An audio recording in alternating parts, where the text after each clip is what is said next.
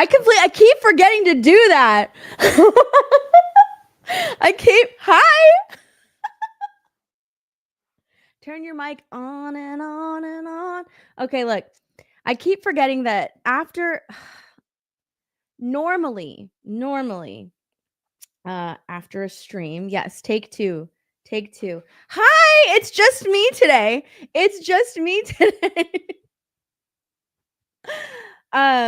Normally you're talking to yourself. Stop being a schizo. I'm so sorry, Heath.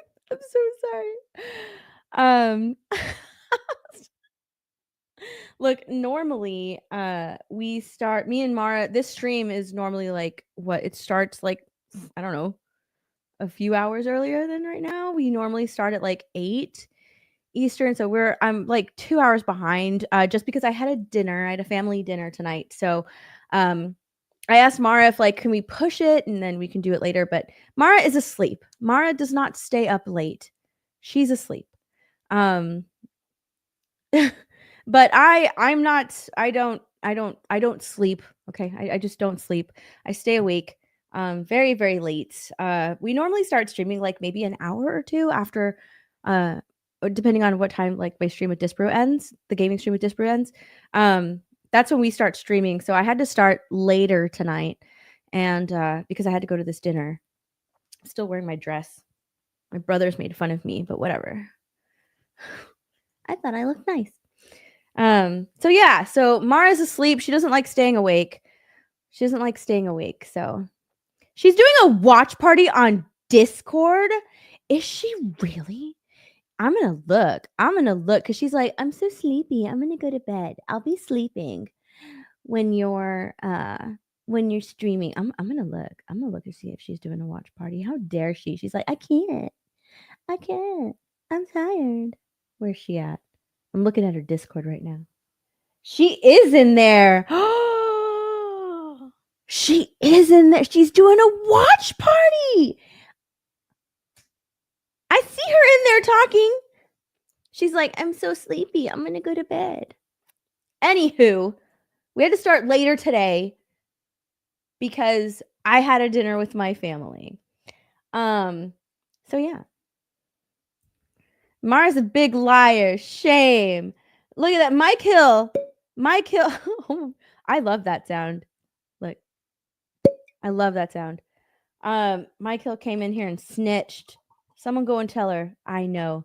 Steph knows. She knows you're in here doing a watch party. You said she was gonna. I will. You know what? I will text her. Watch she leave her party. You know what? I'm gonna call her. I'm gonna call Mara. It's too late. Let's see if she answers.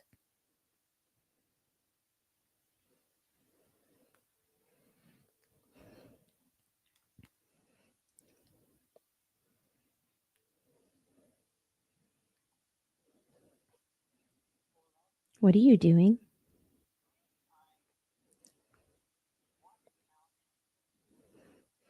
I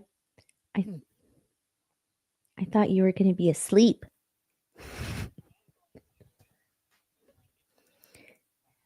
I'm doing Talk Nerdy. You're in your Discord. I see you. In your Discord.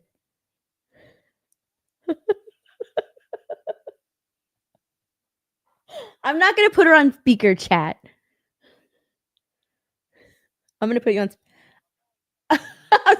She's like, you can put me on speaker. I'll tell them how shit Cowman's house is. I'll unmute my mic so they can hear me talking to you about how shit his house is. Look at her.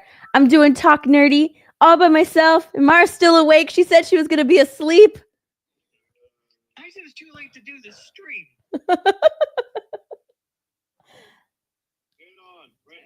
Anyway, am I on speaker? Yeah. We got 40. Why are you still here? All right. Cowman's house is really basic shit. He has a 13-inch TV. I don't know, probably bigger than that. And one couch, a phone. That's his living room. And what is that room that you're in that has nothing in it?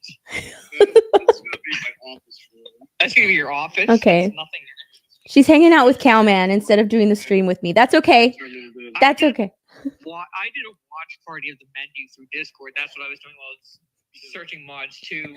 They came in here and snitched on you. They were like, Mara's not asleep. She's in her Discord. Yes. I don't know what happened. She just muted. All right, I'm gonna hang up. She's like, ah! She went muted.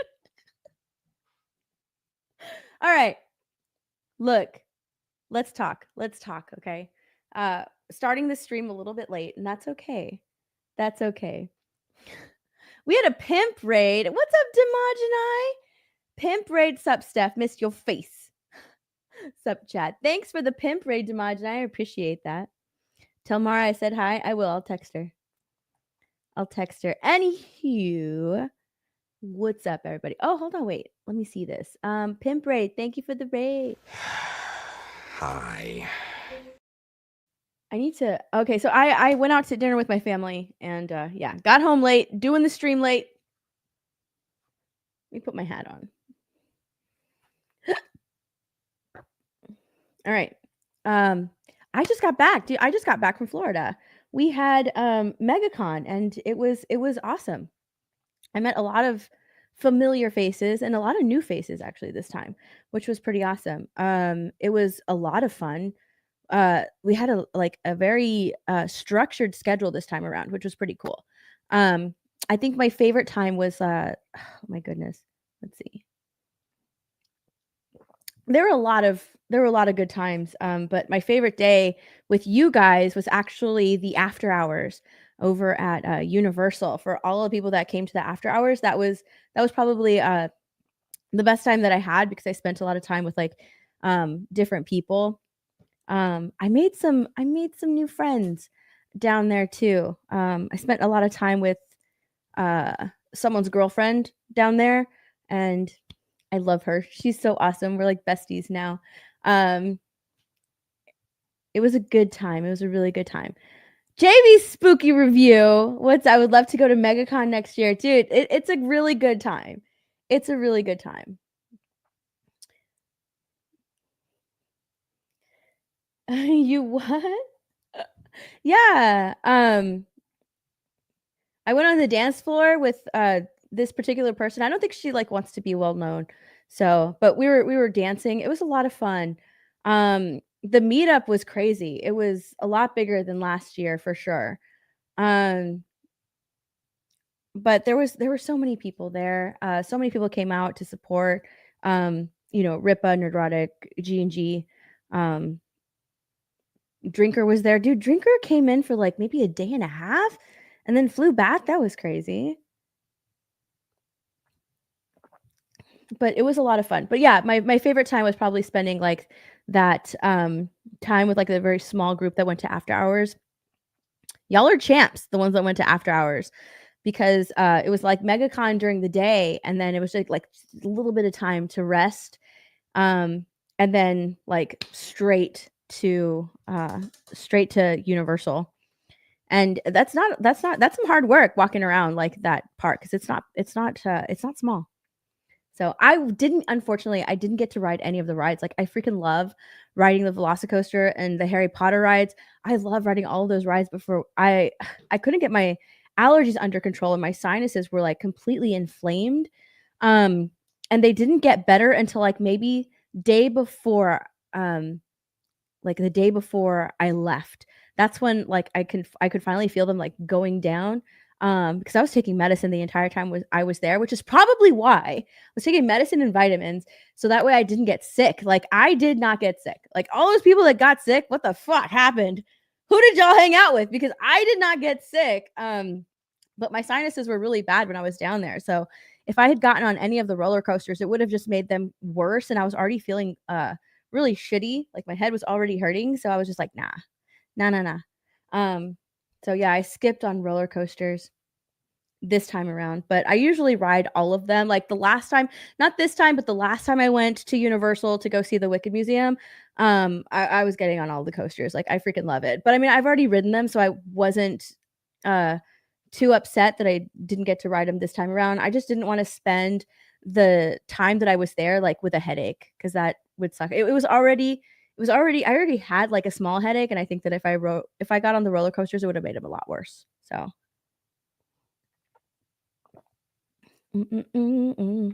never had sinuses. Well, everybody has sinuses. It's just mine get inflamed because I'm allergic to so many things.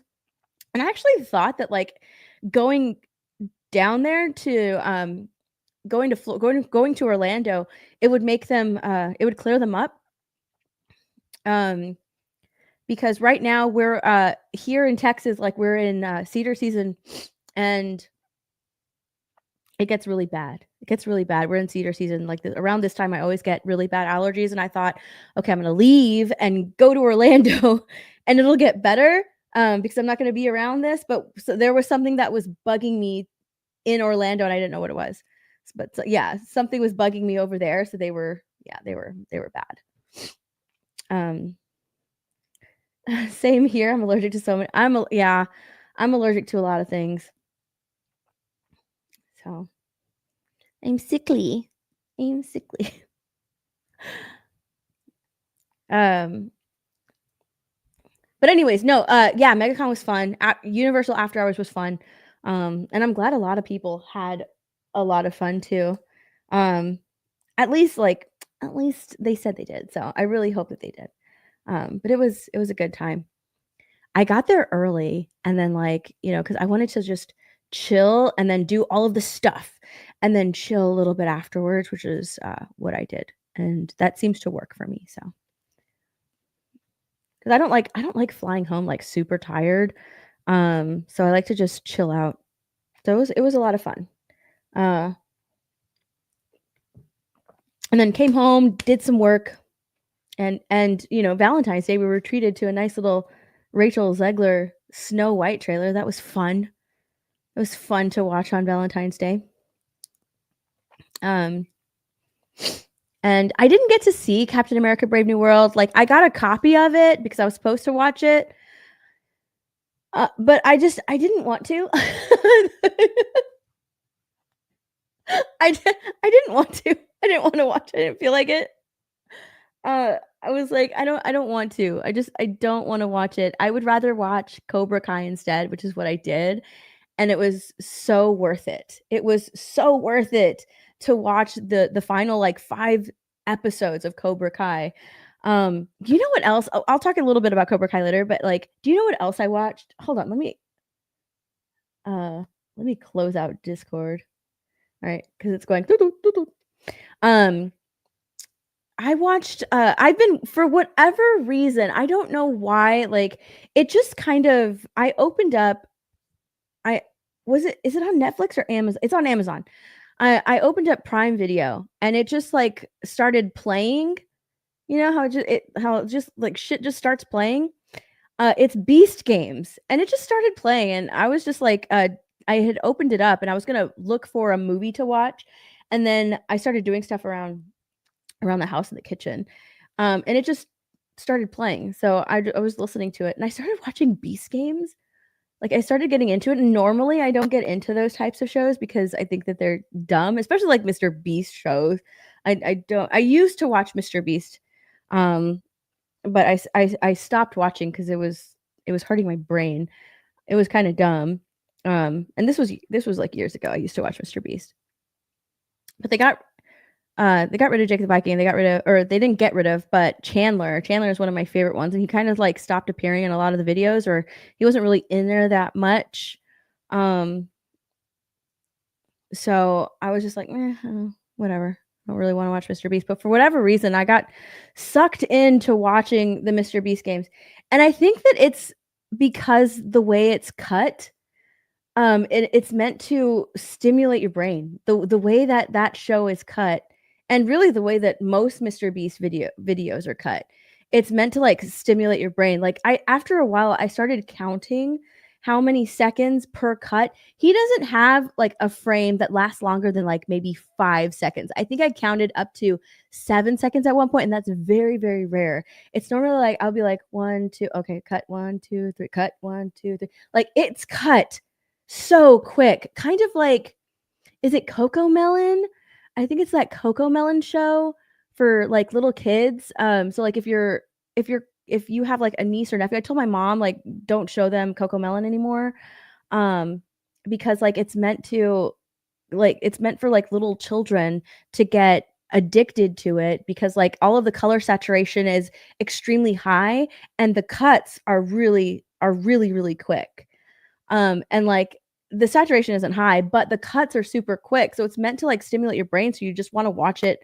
You want to watch the next episode, the next episode, and the next episode. And that's really how like the Mr. Beast videos are made as well. So like I kind of noticed it at the third episode. Like I was like in a trance and I was like, why the hell am I still watching this? Why am I sitting here? I had to do something today. And I was like, why am I just like watching fucking Beast games? When did this happen? And I started noticing that and I started like counting like 1, 2, 1, 2, 3. Okay, 1, 2, 3, 4. Okay, cut 1, 2, 3. It was the craziest thing. Um, but anyways, I had already started it and I'm a completionist. So like I wanted to I wanted to see who won. So like I skipped a couple of episodes and went to the end and it wasn't the end. I guess like it gets released weekly or something. So I was like, "Oh, well shit. I don't even get to see who won." But yeah, I ended up getting like sucked into Mr. watching Mr. Beast games. Like I swear I was like in a trance just sitting there just fucking watching it. And I didn't even realize it was crazy. Anywho, Cobra Kai was incredible. The ending of Cobra Kai was just like the cherry on top of a really, really, really good series. Um, oh my gosh, I caught myself like I want to watch it again, like the final 5 episodes. I want to watch them again. That's how good they were. And I kind of want to watch the final season all over again, like because I hate the way I really do. I hate the way that they released this season. Um, I hate the way they released this final season because I really think that it was that it hurt it. Releasing it in like in 3 parts in order to just drag it out. Um, I don't like the way that they did that because it really these final 5 episodes are good, but people are going to be like, "Oh, but then like the episodes previous aren't good." But like all of that was leading up to this, and I think that like they should have just released the fucking final season together. And it would have been great. So I want to go back and watch the entire season together in full because these last episodes, I mean, I was bawling. I was bawling my eyes out. It was so good. There were a few scenes in these last 5 episodes that really, really got me. At the end of the day, at the heart of this series, it's Johnny Lawrence's story. And it really went back to that because I kind of felt like that Johnny was sort of like they weren't really focusing too much on him, especially like I believe it's in season 2 or 3, I can't really remember, but um it started focusing on the kids a little bit more, and I didn't really care about that because I was really focused on Johnny. And then, Daniel went to Okinawa, and I was just like, "Okay, go back to Johnny," right? Because it was Johnny Lawrence's story, but you needed that. You really did need, all of it. Even though I didn't like it, I preferred, other storylines or I preferred other characters to some of them. You really needed to do that. You needed to focus a little bit more on Daniel. You needed to focus a little bit more on the kids. Um, because it really comes all together in this final season. It's probably one of the best endings to a series that I've ever watched because I've been invested in a lot of television shows, and the one thing that I really hate with TV shows, and I thought that this was going to go that way, right? I really did, and I was really worried about it, was that I thought that it was going to end it, especially like with Daniel, leave it kind of open-ended because he's going to be in the new Karate Kid movie, right? And I thought that they were going to do that with the series. Oh, don't worry, it hasn't ended yet because it's the new Karate Kid movie. And I hate when shows do that. They did that with The Walking Dead. They did that with oh my gosh, what are some other ones? Like The Walking Dead is the one show that I can't stand that they did that with. The final season of Arrow, they did that with Arrow because it didn't feel complete and finished. Because there were like 2 shows that were supposed to spin off of Arrow that never even happened. Um, but that's one thing that I hate is that you don't wrap it up really, really well. But this show did that. This show did that. It was so good.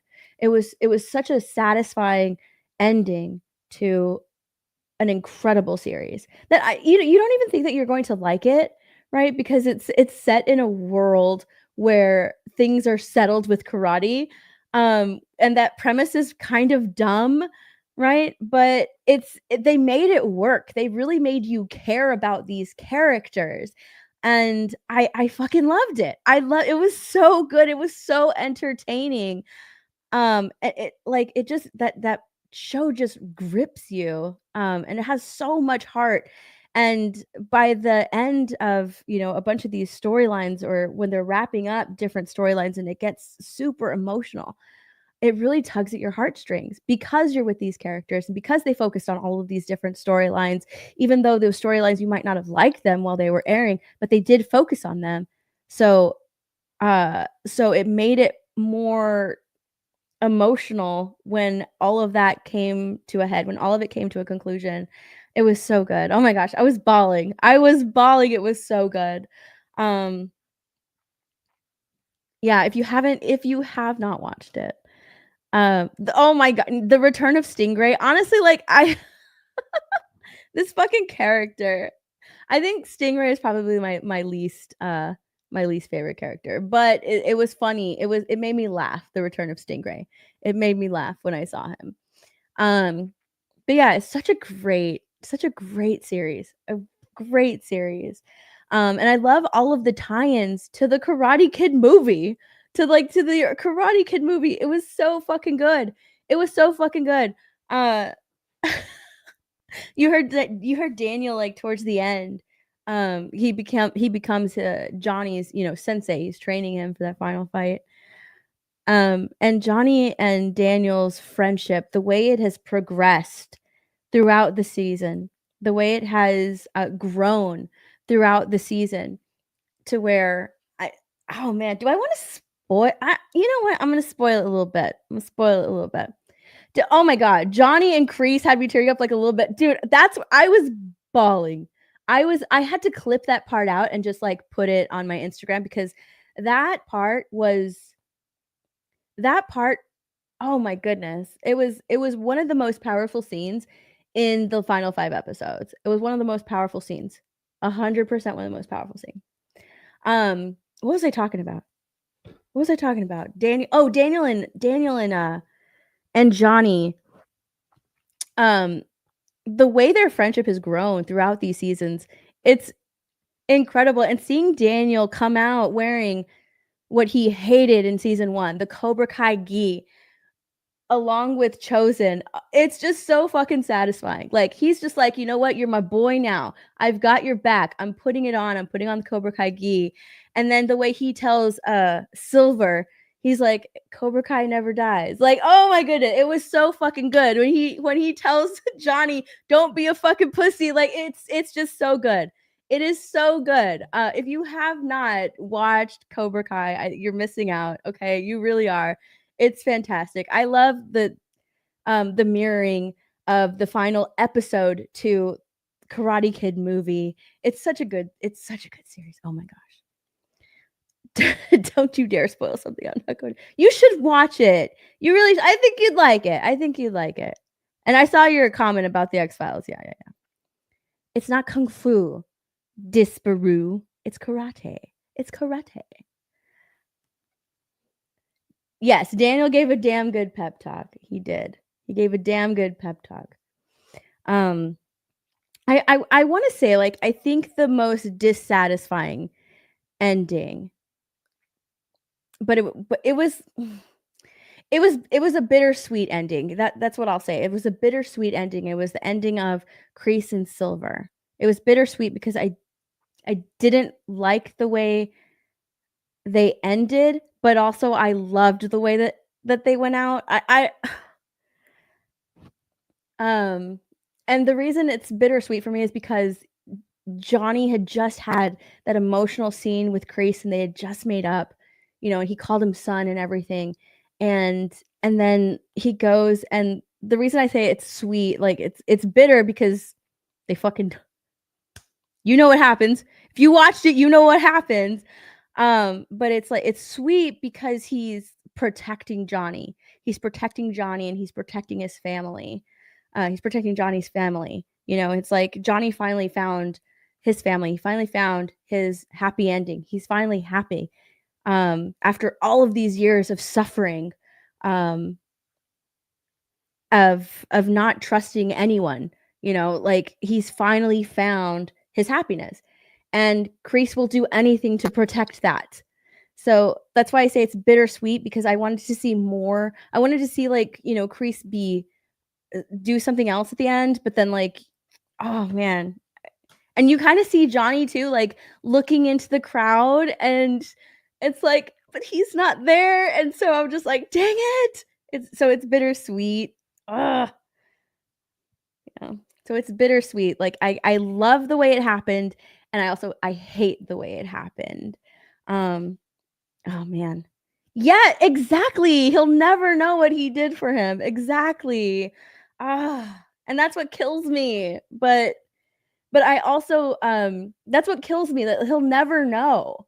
Right? He will never know. But at the same time, I love it because he's protecting his son. He doesn't want any more pain or suffering to come to his son. And so, oh, so good. So freaking good. So good. Um, yeah. Yep. Are you I'm not really spoiling too much, no. I think I'm done. I think I'm done talking about it. But I really, really, really loved the final 5 episodes of Cobra Kai. I want to rewatch the whole season, this whole final season, because I do think that, like, them releasing it in 3 parts, it didn't help it, because a lot of people were like, oh, well, these final episodes are better than, like, the ones before, and it's kind of like, well, yeah. So I think that it did a disservice to this final season by releasing it like that. I hate the way they released it like that. So I don't know. I don't like it. That's why I want to watch it all together and get, like, my full thoughts, because I remember what happens, but at the same time, like, there's something different about watching all of the episodes back to back to back to back, so they're fresh in your mind and you can watch it all like that. So anyways, yeah, I loved it. So fucking good. So fucking good. If you haven't watched it, you got to watch it. Oh, you have to watch Cobra Kai. It's so good. Funky China Bed for Funky Chinatown. Disbrew, you need to watch Cobra Kai. It's good. It's good. It's good. Let's see. Oh, NDI for $5. Hail the 2 most beautiful ladies on YouTube. Have a drink on me. Yeah, I will. Cheers. Mara's not here because it's too late for her. She's asleep. She's asleep in bed. And I just checked her Discord. She's no longer there. She has gone to sleep. Correction. Hail to the most beautiful girl on YouTube. I will drink. Thank you. Peter, what's up, Peter? How are you doing? Love you, Steph. Going to see Becoming Zeppelin in a bit. Led Zeppelin in a bit. Is that I haven't seen the trailer to that.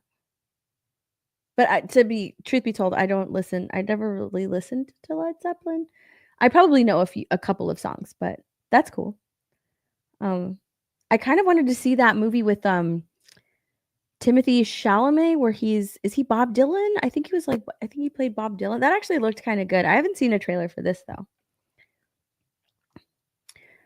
Nick, Echo Base Network, what's up? Had fun at the meetup. Do you remember the shot of water I got you? No. I remember the water that X-Ray Girl got me. Wait, was it at the meetup? No. No. I will say I don't. I'm sorry. But I know who you are, Nick. I know who you are. But I do not remember the shot of water. I remember getting a shot. Nope. Oh, wait, was it upstairs? If it was upstairs, then yes. And then Psychotic Mongoose, thank you for the gifted sub.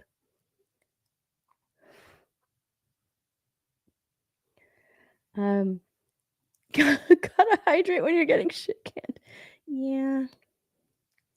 How often am I over at Gary's to watch a movie? I'll be over there tomorrow.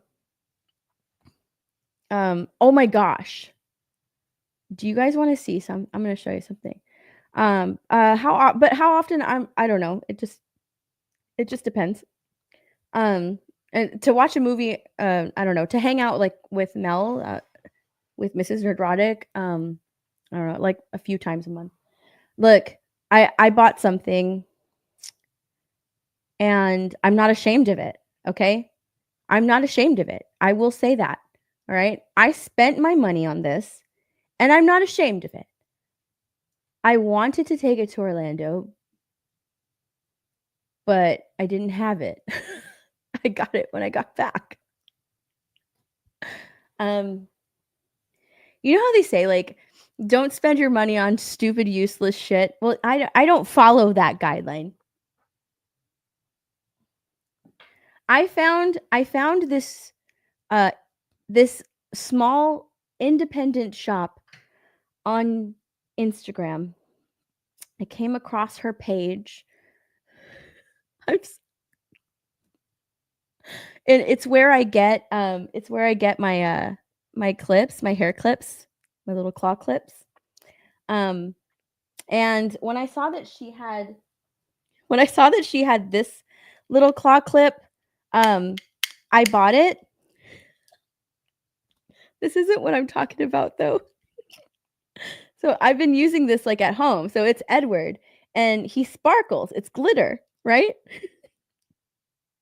So I leave it on my desk because like when I'm editing whatever, I pull my hair back and just get it out of my face. So I bought this little hair clip.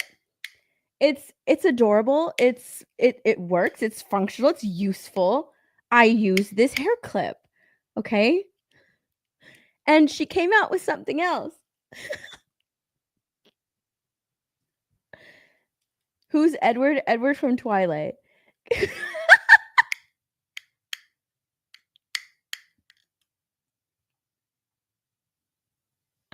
The fact that Disper is like whenever she wants to watch Twilight. She came out with this, and you know what? I'm gonna use it. I don't care. I'm gonna use. I walk around with a Krusty Krab purse. Okay, I walk around with a SpongeBob Krusty Krab purse. It is my most prized possession. I love it. I actually need to get another one because I use it so much that it's kind of stained from where it like rubs against my clothes. I don't use it when I travel because it's a little big and I don't. It's too big. I use it when I'm here at home, and so you know what? I think I'm gonna use this. I'm gonna use this one. It's a purse.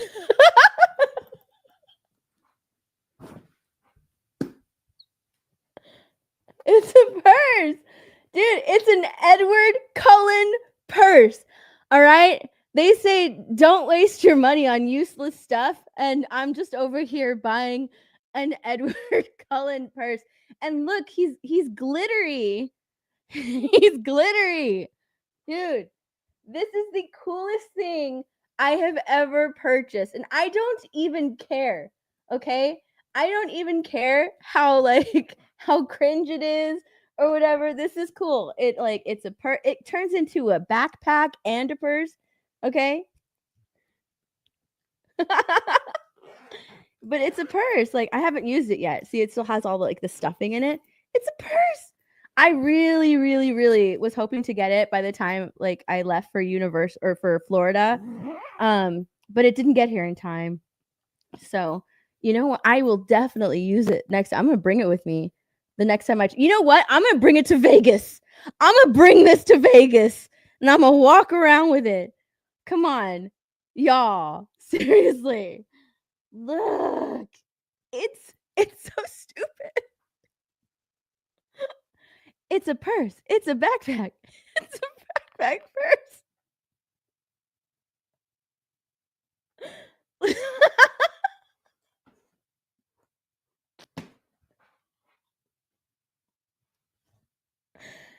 Now look, I'm not saying that I was drunk when I bought this, okay?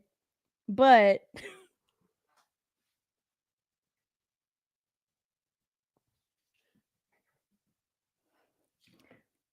I'm it's it's not the only thing that I bought at the time because she came out with more clips.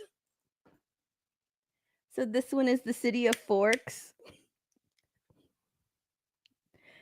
And then this one is Jacob's clip. It says, "Bella, where the hell you been, loca?" It's his little wolf. And then it's the spider monkey clip. See, so that's Edward and Bella. I'm not saying I was drunk when I bought these, but I've made worse decisions, right? Like this isn't I've made worse like decisions buying things when I've been a little bit drunk. This I'm like, I can use this. This stuff is useful. This has been sitting in my room, and every time I look at it, I laugh. I laugh. Why are all the cute chicks total? I'm not crazy. I just collect a lot of things. If you could see my room, you would understand. Okay? I collect a lot of stuff, and Twilight is in that collection. So when I saw this, I was like, this is incredibly unique. I need it in my collection.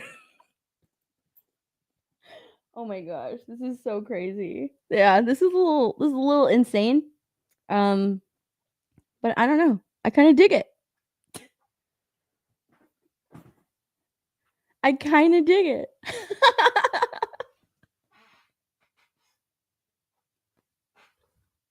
I kind of dig it.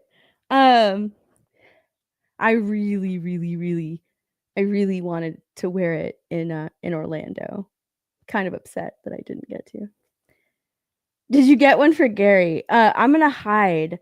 So I actually found I was looking for like some of my Twilight like collection stuff. I have a bunch of bins just full of stuff, and I was looking for all of my Twilight stuff because I did want to hide. Some of I have four Twilight dolls, and I couldn't find them because they were like with my books and stuff, and I couldn't find it in all my. I have like so many bins full of like stuff. I actually want to get rid of a lot of stuff, and I finally found them. So I kind of want to go and hide some of the Twilight dolls at Gary's house. I think it would be funny. I haven't done it yet, but I think it would be funny to sort of like. I honestly like. I kind of want to do it. Put one like sneak one in behind like where his camera's at. You know where all of his toys are. So like, it's just there. You won't know. Am I gonna get the Lego Twilight set? I really want the Lego house. Yes. I want the Twilight house, the Cullen house. But I haven't gotten it yet because I spent my money on these hair clips in that bag. So, whoops. But it was worth it. It was totally worth it.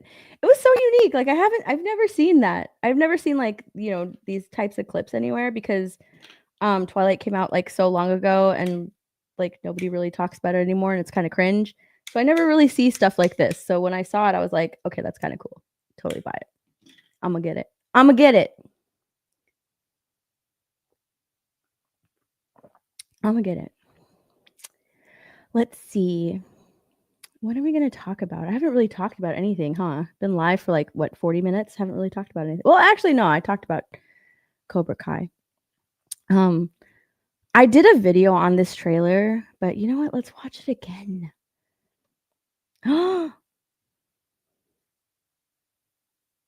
Where have you heard this?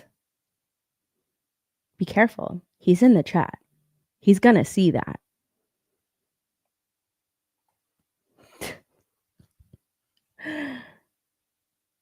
All right, let me share my screen here. Let's watch this trailer. I know things. Uh-oh.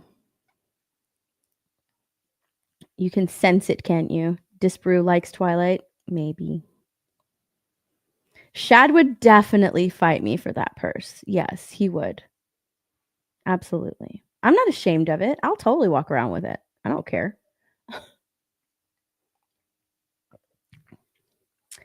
All right, let's watch this trailer again. I did a video on this trailer, but like, let's watch it again, shall we?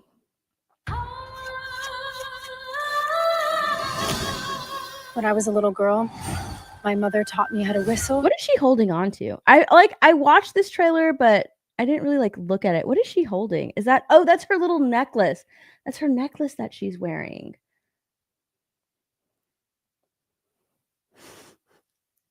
I saw they were breaking in Dawn.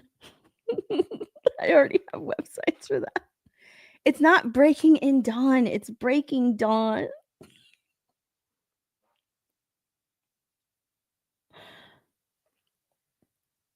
Okay, so she's holding her necklace. Dude, I hate it. My mother taught me how to whistle because when you whistle, it's your heart. Ew, look at the dwarves. Look at Dopey. Dopey was always super cute. You know, he was just like so incredibly innocent with his big ears.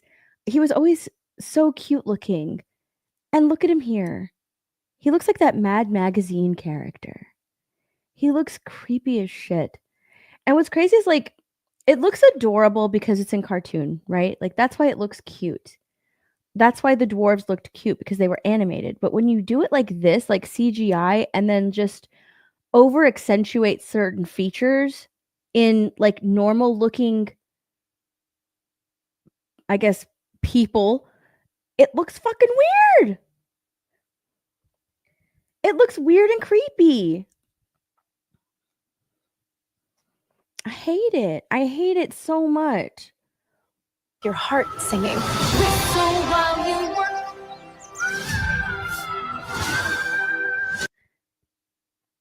Her mom taught her how to whistle because when you whistle, it's your heart. So even here, when she's talking to him and he's looking at her, he looks like an old man and he's supposed to look like super adorable. You know how like when you age, like your nose keeps getting bigger and like your ears do too? Like they keep growing as you get older. That's what he looks like. He looks like he's just a fucking old man whose ears and nose have like grown super fast as he's aged. Like it looks terrible. I hate it. I hate it.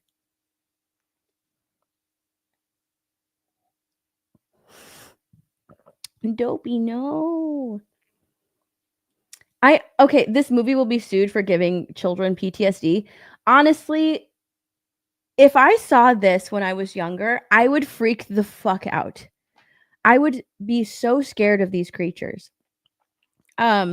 Simply because they're humanoid, they're human-looking creatures, but their faces are distorted. Like they don't look like they're supposed to, which is why they should have just cast regular looking, like normal people, or not normal people, but like dwarf actors, you know? But like this with their faces so looking so fucking weird. The only one that kind of looks normal, that kind of looks fine, that has an okay design is Grumpy. That is the only one that looks fine. That looks acceptable. That looks tolerable. That's the only one that looks okay, is Grumpy. All of the other ones look creepy as fuck. Sleepy looks awful. Sleepy's face is in like I don't even know what shape it is. It's so fucking weird. It's like his chin is elongated and gigantic. Like this is going to traumatize children. I don't understand. It's like that fucking hold on. Well, we'll get into Minecraft later. But it's like that Jack Black fucking doll, right? That's not Steve. If kids want a Minecraft character of Steve, then they'll buy the block figure of Steve. There's already a Minecraft toy of Steve. I'm sure that those kids would rather have that toy of Steve as opposed to this Jack Black creepy looking fucking character of Steve, right? The same thing with these dwarf characters. I guarantee you they're going to put out toys of these creepy fucking dwarf characters and the kids aren't going to want to buy them because they are creepy looking. They are going to want to buy the animated versions and like the shirts and all of that stuff of the cute, adorable little dwarfs. They're not going to want to buy these creepy looking fucking things, honestly, because like who is this movie made for truly? Because like I don't see it's not even made it probably is made for like those Disney adults, right? The older millennials who have a little bit of money to spend, and so they want to relive their childhood, go back to the 90s and have a good time and enjoy Disney movies, right? The Disney Renaissance era, blah blah blah. That's who this is made for. But then Rachel Zegler went and pissed them off, right? These hardcore Disney fans.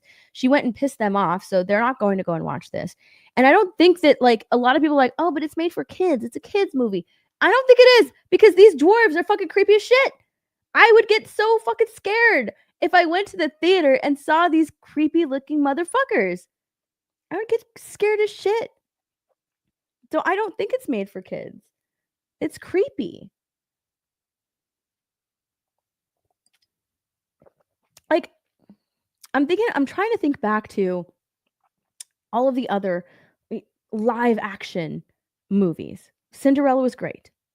Beauty and the Beast, although I didn't like Emma Watson as Belle, it was fine. The Beast looked like he was supposed to, right? And he had a great ballad. Like the dude that played the Beast, his voice was incredible. The Little Mermaid was I didn't like it. I didn't like The Little Mermaid. That's one of my favorite movies. I didn't like it. Sleeping Beauty was good. I liked Sleeping Beauty. I'm trying to think. Oh, Aladdin. Aladdin was the only other movie that was like aside from the Lion King movies, because that was like all CGI, and the characters lacked expression, and that's one thing that I didn't really like about the Lion King and Mufasa. They really lacked expression. But Aladdin, the only thing that I found weird was like, you know, Will Smith as the genie. He looked kind of weird because in animated form, the genie is cool. The genie works. The genie's blue. He's different. But like doing it in live action, you know, with Will Smith as the genie and him being, you know, all blue, it looks weird, right? It's kind of hard to translate something to live action. This is something that they've already done in the past. They've already done live action movies of Snow White or live action versions of Snow White and the Dwarves. They've already done live action versions of it. So people know that other live action versions are superior. Like they've had that what is it called? Oh my gosh, it's the other movie. I can't remember what it's called. Holy shit. It's the one with Julia Roberts where she plays the evil queen. That movie, if you watch it, like Snow White is already, you know, she's a warrior, she's a fighter, right? And the dwarves are played by dwarf actors. Can't remember what that movie's called though. Oh my god, I watched it the other day too, and I can't remember what it was called. But that movie was good. They show Snow White as, you know, a heroine in that movie. They went off script because she never eats the apple. She doesn't have like that type of ending. So it's still like it feels like if it was made today, it would be mocked, but it wasn't made today. Mirror, mirror, thank you, Trey. I feel like if that movie was made today, it would totally be mocked. But it's still like the Snow White that like Disney wants to portray in this live action movie. They already did it. They already made that Snow White, and they did it better, right? She had the dwarf actors playing the 7 dwarves, and then you have Once Upon a Time, which is another Snow White with her 7 dwarves, who are played by not dwarf actors. They're just played by shorter men, right? They're just shorter men. They're regular looking men. They're just short. They're short kings. Okay. But that Snow White, even though like she had, you know, the love, she had her Prince Charming, she did the apple, you know, he kissed her and woke her up. You know, they had their huge love story, but Snow White was still a heroine. She was a fighter. She was capable. So they've already done it better. And if that's like what they're going to try to do here and make her like this warrior and, you know, go up against the evil queen, like we've already seen that before. And it's probably going to be shit compared to the stuff that we've already seen before. On top of the fact that they have these nasty looking dwarves. So I just don't get the point. I don't know who it's made for, because like all of these movies have already been done and they're going to be like far superior to this, whatever this is. Whatever this is. Hate it. Hate it all. I hate the look of the dwarves. It really does. It really does piss me off whenever I look at them. It pisses me off. Heart singing.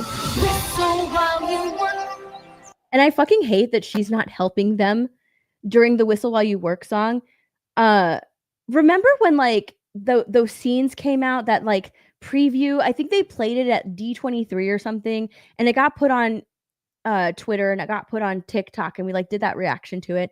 And she was like teaching the dwarves how to clean up their own fucking house, as if to say, "Ooh, I'm sorry, I'm a princess. I can't live here. Okay, you guys are gonna have to clean up after me, or clean up for me. This won't do.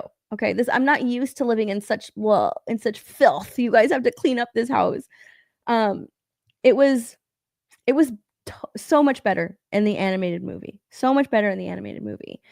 Because she cleaned the house. She took the initiative. She, had that like sort of maternal instinct and took it upon herself to clean the house and cook dinner. Here, she's like, you do this, you do this, you do this, and I'm going to show you how to do it before you do it.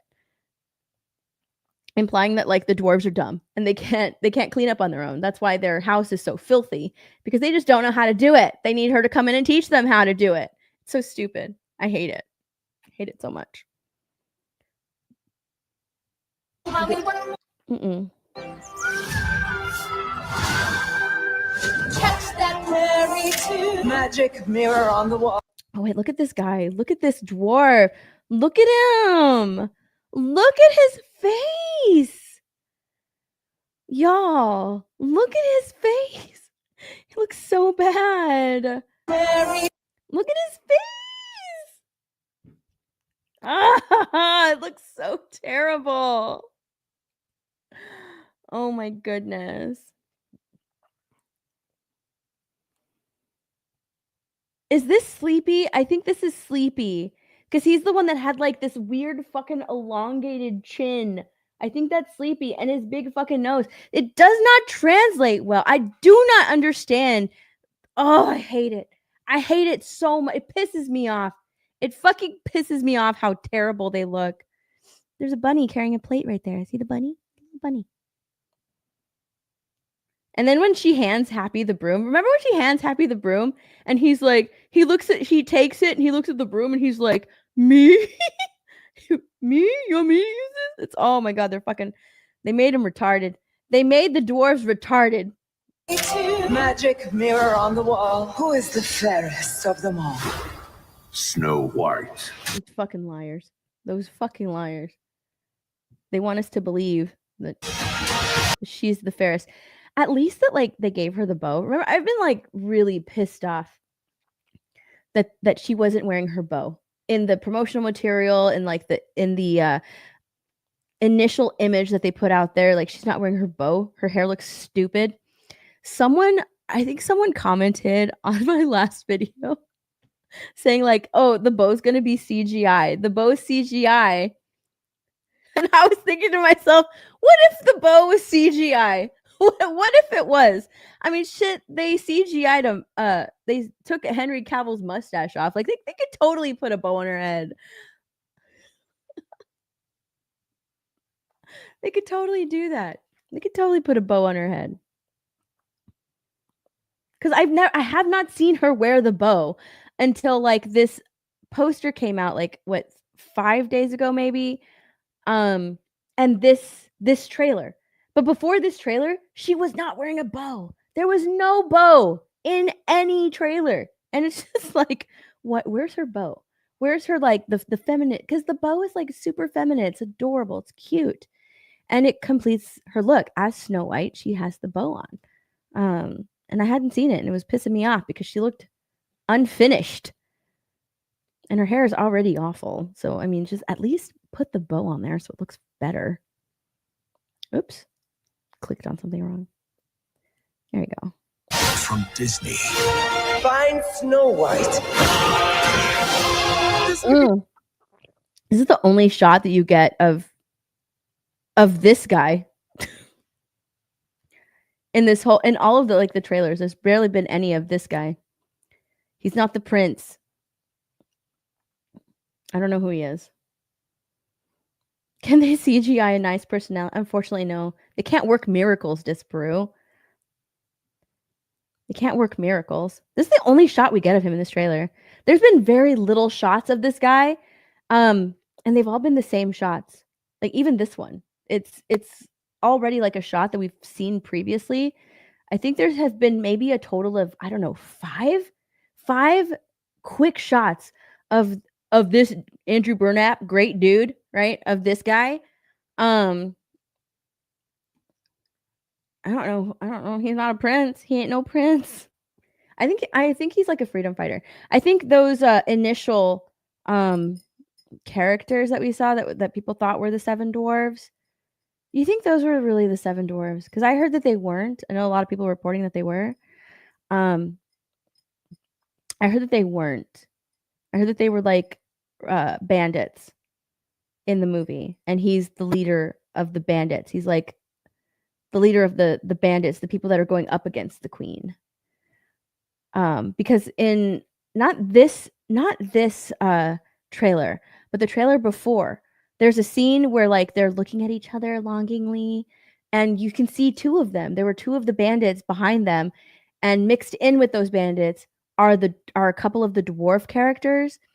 So I'm wondering if like either they were supposed to be the dwarves, the little misfits, right? The seven little misfits, because weren't there seven of them? There were seven of them. And they like had to write around the story or something like that and add in the CGI dwarves in the scene. I don't know. Because I initially, when all of that was going out, someone told me that like, no, those aren't the dwarves. People haven't seen the dwarves yet. Those are bandits in the movie. That they were always bandits. They were never dwarves. So, I don't know. But yeah, he's like, I think he's the leader of the bandits.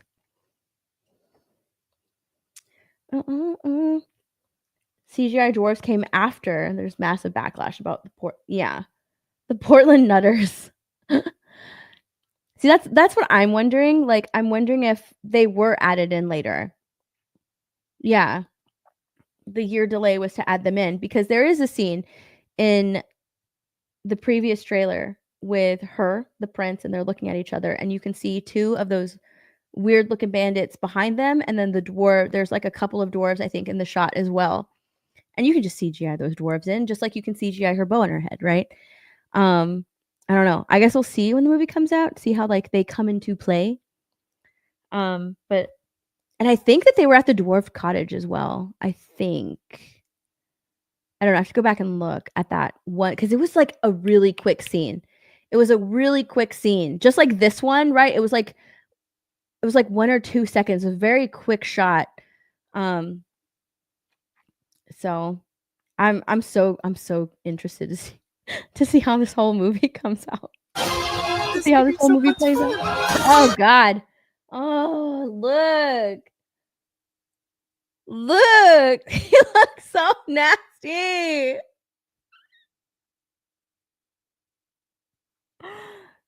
Ew. There's gonna be scenes where it's just them. Where it's just the dwarves. There's gonna be scenes where it's just the dwarves talking to each. Oh God, I can't. These are so fucking creepy as shit. They are creepy as shit. Nasty, nasty creatures.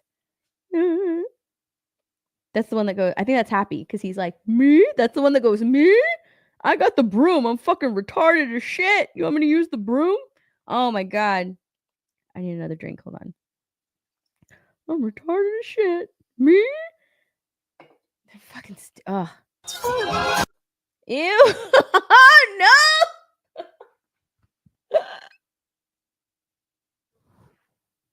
Dude. Look at his teeth. Look at his tongue. You can see up his nose. What a pause. Oh my God. Yeah, thank you. Thanks, Peter Dinklage. Dude, this is nasty. He's so they're nasty. They're nasty. The dwarves on it, they look like predators. And you know, oh my gosh, if I'm gonna put on my conspiracy hat, okay? If I'm gonna put on my conspiracy hat, look, Hollywood is full of fucking creepers, okay? It's full of fucking creepers. And these dwarves look like creepers, all right? And you know that they're gonna put out toys that look like creepers because these dwarves look fucking creepy as shit. All right. And it's just to desensitize children and like have them getting used to being around fucking creepers. Look at that Jack Black Minecraft toy. Right? That Jack and that's not even the only one. There are multiple Jack Black Minecraft Steve figures and they all look creepy as shit. Okay? It's just an old man with a beard and a belly. Why would you want to play with that as a child? Like, my conspiracy theory hat is telling me that they just want to desensitize kids around being these creepy freaking like creeper, you know what I'm talking about. Fucking ugh. That's what I think. Holy crap. Because you know they're gonna put out toys. They're gonna put out toys, these nasty looking things. And I swear, like, if kids are playing with these toys, they're gonna be desensitized. They're gonna look at like some middle-aged man and be like, "Look, it's Minecraft Steve. You look like Minecraft Steve. Hi, Minecraft Steve." And they're not going to be weary of someone, they're weary of strangers, of people that, that's I don't know. I don't know. Let's just take that hat off and stick it right over here. I'm just gonna put it right there. Just don't mind me. That's just me getting carried away in my own brain, okay? Because when I see shit like that, that's what I start to think. And I'm just like, no, that's terrible. That is terrible. I don't know. Because why would you put out a doll of Minecraft Steve? It looks so fucking creepy. And I'm just looking at these dwarves, and I know that they're gonna put out merch with these creepy looking dwarves, and it just gives me all kinds of creepy vibes. Creepers. They look like creepers, right? They look like predators. All right, that's what they look like. They look awful. They look like predators. And I'm just like, nope. I don't want my nieces and nephews playing with those nasty looking things. Creepy.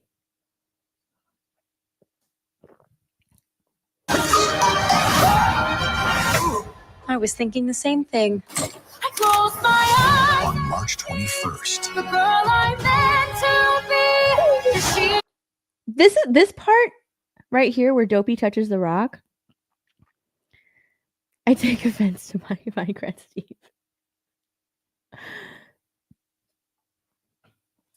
I have an open mind for watching it. Usually when it comes to remakes, I try not to compare or nitpick them and just enjoy them for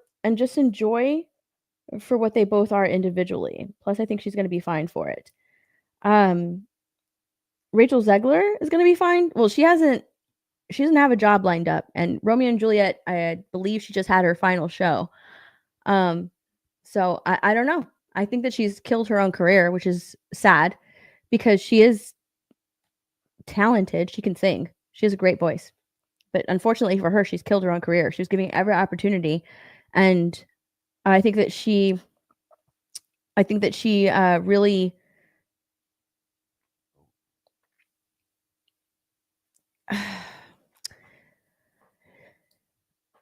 I don't think that she was humble enough and like really grateful and thankful for the opportunity that she was given. Instead, she was like, I just get handed stuff and I'm just that good. And she ended up shooting herself in the foot because she doesn't have anything lined up. And that's by her own doing. I don't think people will work with her. But unfortunately, I don't have an open mind going into all of these movies because I don't have an open mind. I'm not going into it with an open mind. I'm not going into it already hating it, although I don't like the look of it. But I'm not going to go into it with an open mind because I don't want to give these studios the benefit of the doubt. I think that they've made their own bed, and that's pretty much it. They've made their own bed with shit after shit after shit. So I know that I'm going to watch a shit movie. It's just, how shit will it be? Pretty much.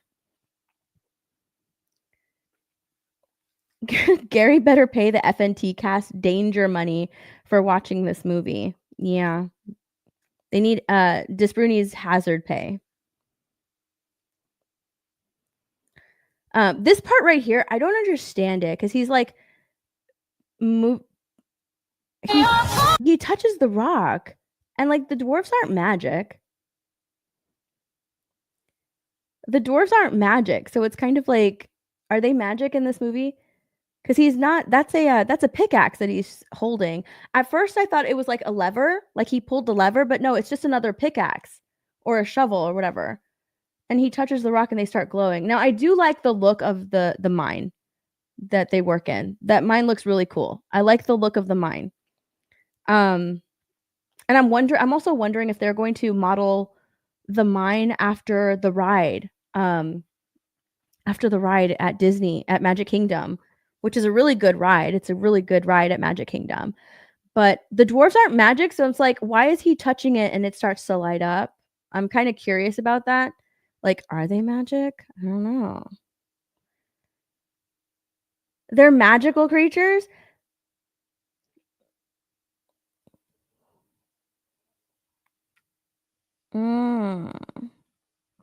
But they were never magic, though. They were just dwarves who worked in the mine. They were never, like, magic. So they're just magical creatures.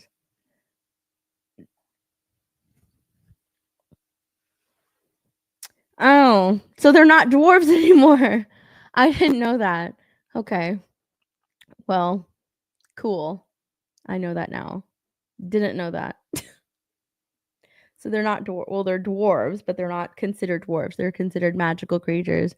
Is that why they look so fucking ugly? That's the Mad TV boy. It was in the response to Peter Dinklage. Oh, okay. You know what? You're right. You're right. I don't know why I forgot that part. You're a wizard, Dopey. Oh. They were just a bunch of hardworking dudes. Yeah, now they're magical creatures. They're not dwarves. They're magic. Magical. Yeah, I like the way the mine looks. That's one thing that I do like. Whenever they show us shots of the mine, there's like one thing that I liked. It looked really cool. The mine. Why is my brother texting me? Hold on, sorry. My brother. Oh, okay. Not a big deal. Oh my god. They look awful. Look at them. Yeah, Grumpy's the only one that looks semi-decent. The rest of them look like shit. Look creepy. Movie event arrives. Look! Gal Gadot's gonna sing, y'all! She's gonna get her own song. I wonder what it's gonna be. Because she doesn't sing. She doesn't sing in the original Snow White. I wonder what it's gonna be. I wonder what it's gonna be. I wonder what her song... Can she sing? Has anybody heard her sing other than the Imagine song? Other than the Imagine song. Has she sang anything other than Imagine? I don't think I've ever heard her sing before. I'm actually kind of looking forward to that. It looks, I don't know, it looks like a drag show. Doesn't it look like a drag show performance? Yeah, I think so. I think you're right. She'll sing Imagine.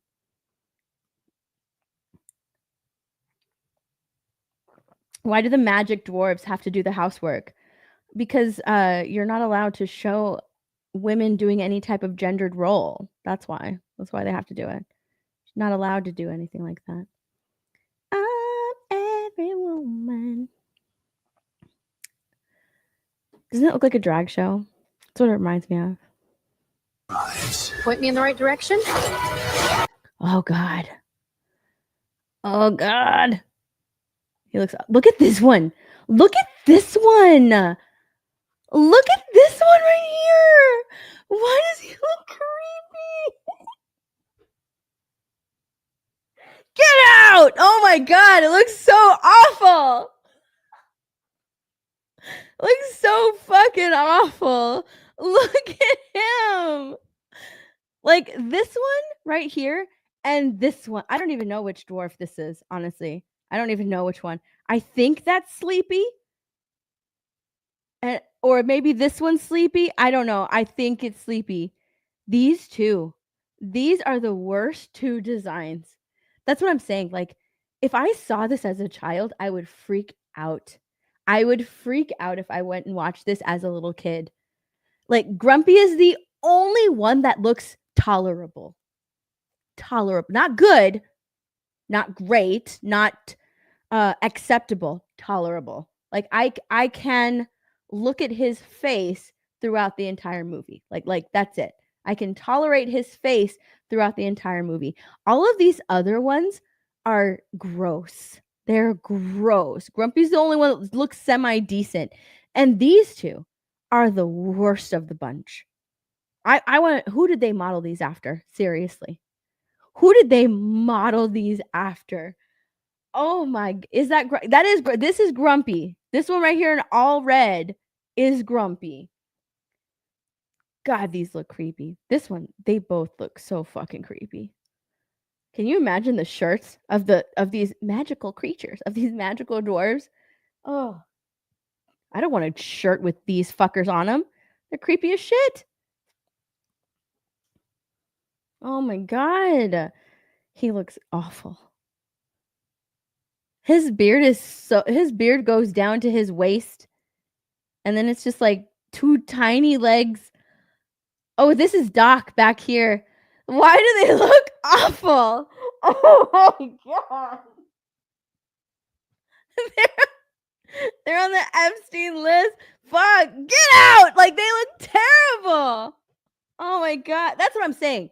Just wait for they're gonna make toys. They're gonna make toys out of these creepy motherfuckers. And who's gonna buy them? Dude, they're going to end up at Ollie's. Okay. Nobody's gonna buy these creepy things.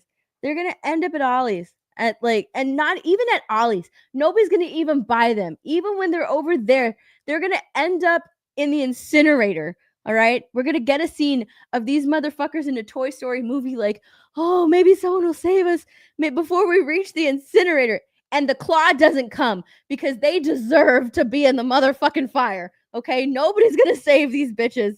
They deserve to burn. Oh, they look fucking terrible. I hate them so much. Oh my god. Oh, they look so creepy. They look so creepy. Oh, I can't even look at them. They look terrible. They look terrible. They're terrifying. Who the fuck designed these two right here? Like, oh god, I really want to know, like, who designed these and said they look good. Those that's a dwarf. That's a magical. I know kids are gonna go crazy for this one. Look at them.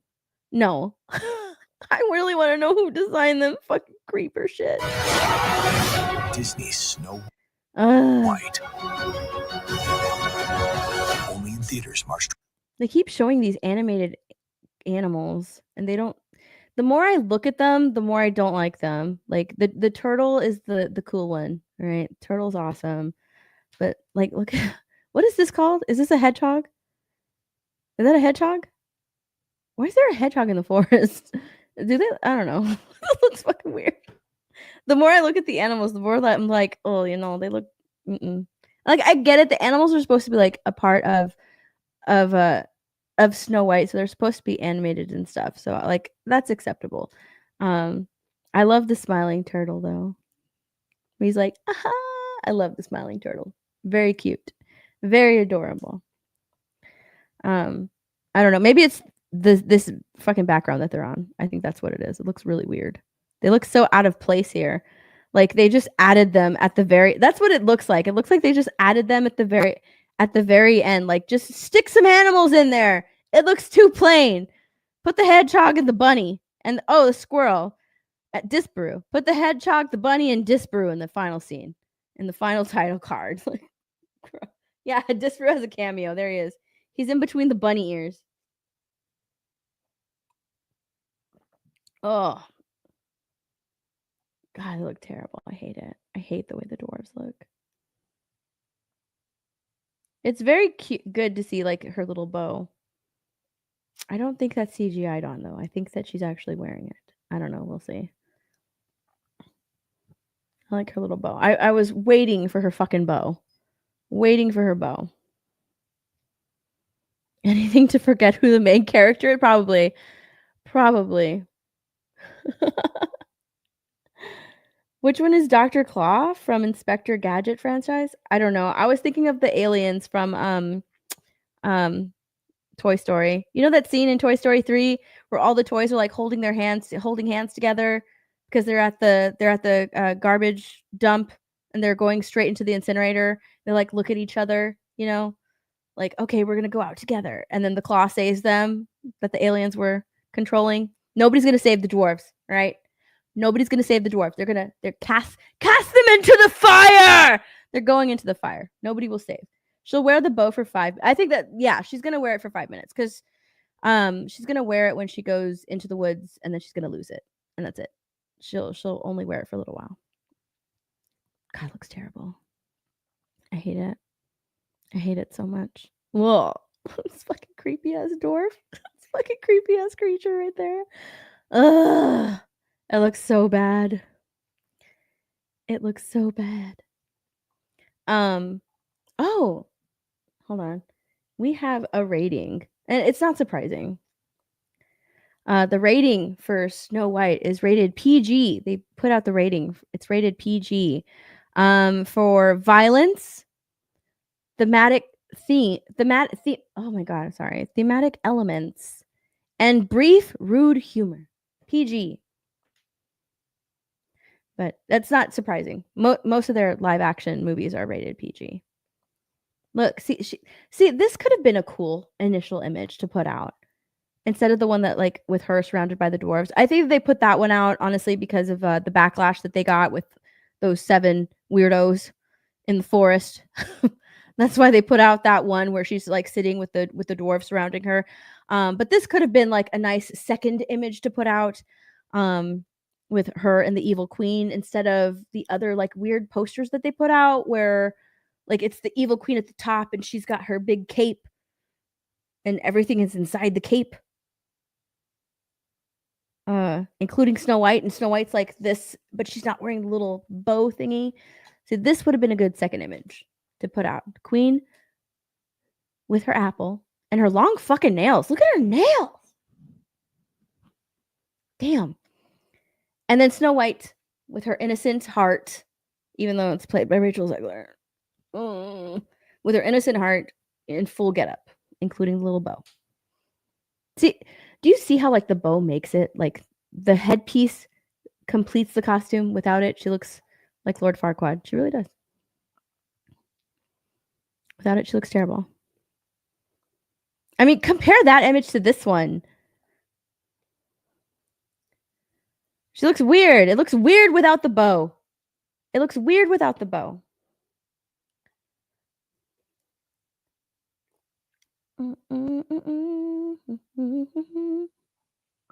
Bows are a product of the patriarchy. Yes, it's very true.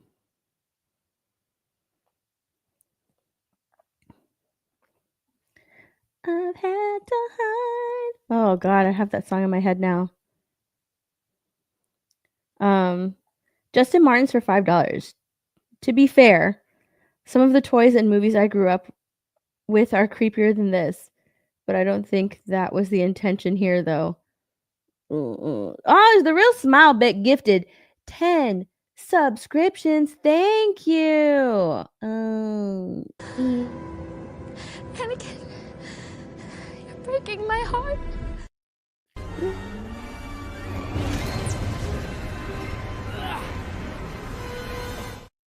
I was in a pinch. Those were the first ones that I saw. Oh man, I want to go back and watch.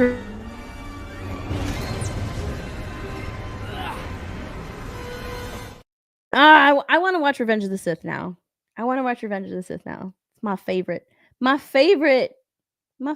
You rampant slag. I totally fucking Rachel Zegler. You rampant slag.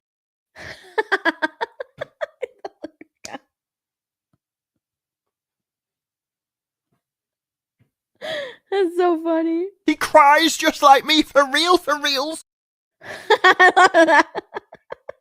Rampant. Oh my gosh. Thank you so much, Real Smile, but I appreciate it. Rampant slag. I was looking for like a box office forecast for Snow White. 3-day start for the movie, 63 million to 70 million, while other sources believe 65 million. And to compare, they're comparing it to, which is really funny. I don't know, like I would compare it to like movies that have come out recently, right? Like I would expect them to compare it to Disney live action remakes that have come out recently. They're not doing that. They're comparing it to Angelina Jolie's Sleeping Beauty spin-off that made back in 2014. Like they're not even doing comparing it to live action remakes. Like compare it to The Little Mermaid. This is in that genre, right? Of Disney princess. Compared to The Little Mermaid, they didn't do that. They went all the way back to 2014 to compare it to Sleeping Beauty. And that movie opened to 69.4. I thought that was really funny. But it says at that level, it would represent the highest domestic opening for Rachel Zegler. Like this is going to be her highest opening movie, and it's still going to flop. It's still not going to make any money. It's still going to fail. And her other one was the Hunger Games movie that she was in, which I think broke even. I'm pretty sure it broke even. I was reading this and I thought it was so funny that they're comparing it to a 2014 Sleeping Beauty movie. Instead of actually saying like that's actually really bad. That's the opening forecast compared to like The Little Mermaid that came out, I don't know, a couple of years ago, I think. So, but no, let's compare it to Sleeping Beauty that came out in 2014. Oh my god! Oh, I went back to the trailer and I saw the dwarves. Ugh. Let me go to my Twitter really quickly because we have to look at these fucking dolls. Good god! Oh, nope. Hold on. We have to look at these fucking dolls.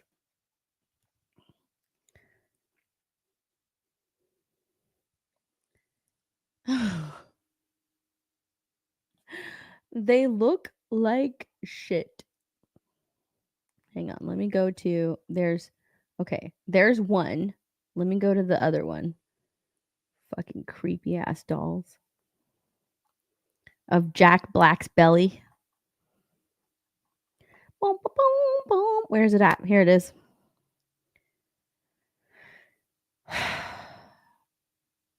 When does the Minecraft movie come out? Hang on.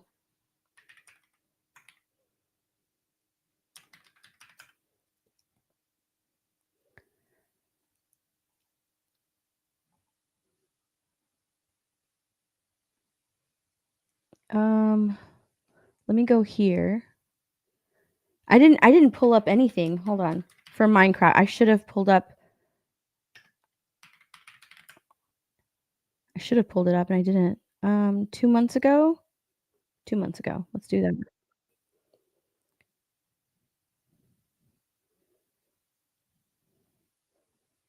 Oh no, that's not it. Hold on. I'm looking for it. Oh god.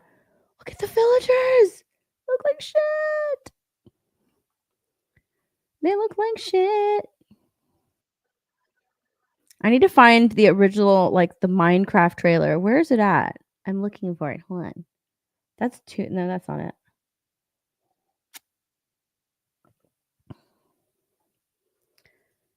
There's that one. I'm Steve. And that one. There it is. I'm Steve. Where's fucking Jack Black? Where is he in here? Let me just, oh fuck. Nasty. Look gross.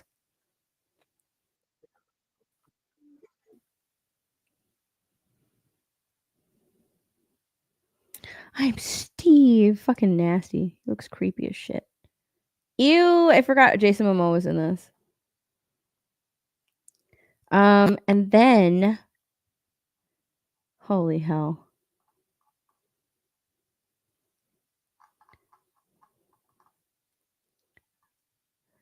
Get out of here, ads. Okay, sorry. I am Steve. My bad. I meant to pull up all of this stuff. And then I didn't. I meant to, and then I didn't. Okay, so I wanted that, I wanted that, I wanted that, I wanted this. And there was one more. There was actually one more action figure. Let me see if I can find it before. There's that one. There's that one. Where's the Funko Pop? I saw Funko Pop. Oh, here it is. Found him.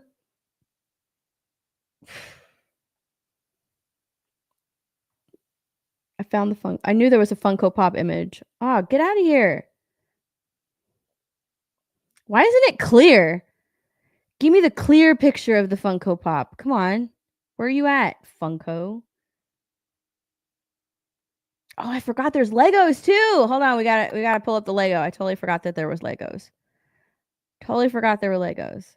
Why are they not like clear images? Okay, that one's clear. Open image in new tab. Yeah, that looks fine.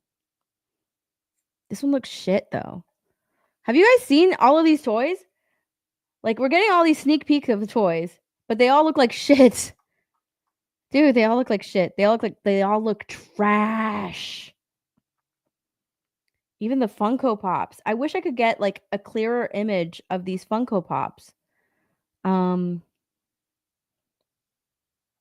this is a garbage image. It's too blurry. Hold on. Let's see if I can find it. I saw it yesterday and I didn't save it because I'm an idiot.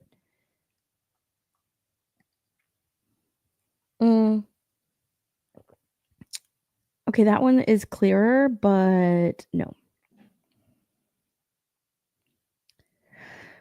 I close my eyes and see. Oh my god, there's a book. We're gonna open that in a new tab. That's a book. We gotta look at the book.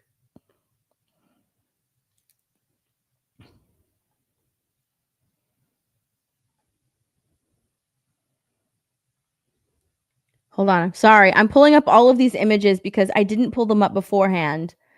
And I'm literally like scrambling right now. Okay, this is just going to have to do this shitty blurry version because I can't find a clearer version. Okay, I can't find a clearer version, so it's going to have to do. Am I gonna watch Lilo and Stitch? Oh man, am I gonna watch Lilo and Stitch? I don't know. It depends on how the trailer looks, honestly. It depends on how the trailer looks. There was a lot of backlash to the casting of Lilo and Stitch that I feel like it was unwarranted. Okay, it was very unwarranted. But whatever.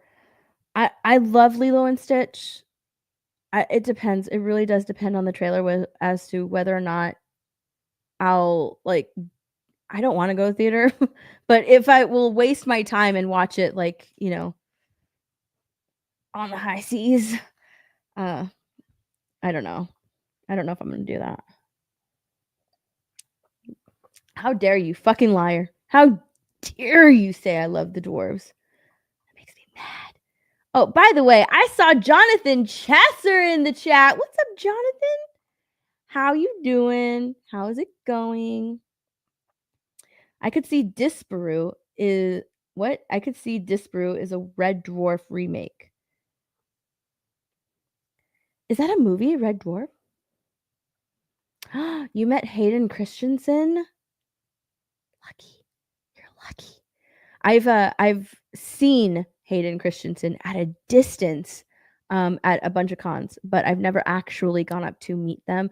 I think like I will rarely spend money to meet an actor, honestly. Like it's very rare that I will spend money to like go and meet an actor. I met the guy that what is his name? I think it's Corey Michael Smith. And the guy, I can't remember his name, but the guy that played Alfred in the Gotham TV show. I went and met both of them. And did like, and it was because I had like the VIP pass. But I went to meet them. because I watched their panel. They did a whole panel, and I really liked what they had to say as far as like the TV show and like the fans and stuff. And when I was like watching their line when they were signing stuff, they were taking a lot of time with each person or whatever. So I went to meet them, and then I, of course, like, I'm sorry, but I just had to. I met Jeremy Renner. Okay, I had to go and meet him. I had to like take a photo with him. I love Jeremy Renner. I love Jeremy Renner. He's my favorite actor. If I had to spend money to meet another actor, it probably would have been Mel Gibson, but I didn't want to spend that much time in like that line over at MegaCon, so I didn't meet him. But yeah, it's very rare that I'll go up to meet an actual actor. I almost met Hayden Christensen at I think it was like my very first MegaCon in Orlando. I almost met him, but then something happened and I didn't get to go and see him. But almost met Hayden Christensen. But yeah, it's very rare that was that. No, it was a different convention. It was a convention here in Texas that I met the Gotham actors. But at the time, I was like really invested in that show. The only other like actors that I really would love to meet are the actors of that that are in Once Upon a Time. Lana Parrilla, she plays the evil queen, and Colin O'Donoghue, who plays Captain Hook. I think those two actors, I would love to meet them. But whenever they do cons, they're always overseas. That's the only con that they ever do, are overseas cons. Like, it's very rare that they come to the States to do cons. They're always doing them overseas, which really pisses me off. Or it doesn't piss me off, but it's disappointing. So the real question is, does Steph believe in Joe Hendry? I don't say his name and he appears. What is that? What is that? Joe. Oh, he's a wrestler? I haven't watched wrestling in years. It's been years that I've watched wrestling. I used to like watch wrestling. I used to watch wrestling. I was like really into it for like 2 years. I used to watch it, but I haven't watched wrestling in a very long time. I probably know more about wrestling than Beardo does, to be fair, but like I really haven't watched wrestling in a very, very, very long time. I went through like, well, I mean, because I grew up with two brothers, so they got me into wrestling, like really into wrestling for a little bit. But then I just got kind of bored of it. You're going to see the live action How to Train Your. I am 100% gonna go and see the live action How to Train Your Dragon. I'm actually very excited about it. Aside from two casting choices that I fucking hate, that I cannot stand, and I'm probably gonna go and see the How to Train Your Dragon movie. I understand some people are like, why would I go and see this? It's just a shot for shot remake of the more quote unquote superior, film, the animated film. But it's like, yeah, I understand that 100%. I would rather have a shot for shot of the original movie done very, very well. And I think that, like, in this case, from what I'm seeing, it looks like it's going to be done well, especially since it's done by the original director. So I'd rather have a shot for shot version of the live action film. It's just in a different medium. And the only thing that I don't like is the casting of Astrid and what's her name? Rough Nut. That's her name. Rough Nut. I couldn't remember. I was like, is it Rough Nut or Tough Nut? Rough Nut. That's the only character. Those two characters, I can't stand it. I can't not stand those two characters. I don't like that. I don't like the changes that they made, because it's like, really, you couldn't find anybody? Really, you couldn't find anybody? Are you sure you couldn't find anybody that matches the animated version? You couldn't find them? You couldn't find them? I think you could. I think you could if you like a little bit harder. You might have been able to find them. So anyways, yeah. But I am looking forward to that because I How to Train Your Dragon is an incredible trilogy. It is so good. It is so good. And it does what I really love when animated movies do this, and it's very rare that animated movies do this. Like Despicable Me, the director came out and said that like those characters are frozen in time. They will never age, right? They will never get older, they will never age. I think like with The Incredibles too, The Incredibles as well, they haven't really aged. Those characters also, they're like frozen in time. Whereas with How to Train Your Dragon, these characters age. They get older. You get to see, Hiccup progress and grow into his own, grow into a leader. And I think that it's such a great movie. And it's like the Hiccup and his dragon, Hiccup and Toothless, they start off sort of like at that same awkward phase, right? They start off at kind of like the same age, and they both grow together. It's so good. It's such a great trilogy. Such a great trilogy. Y'all need to watch it. It's not weird. Weird. No, it's so good. So good. I love them. I love those movies. They're great. If you haven't watched them, you need to watch them. Okay? They're just that good. They are good. But anyways, what's not good is these motherfucking toys. All right? Hold on. Let me share a window instead of my screen. There we go. Look at these disgusting toys. Okay, look.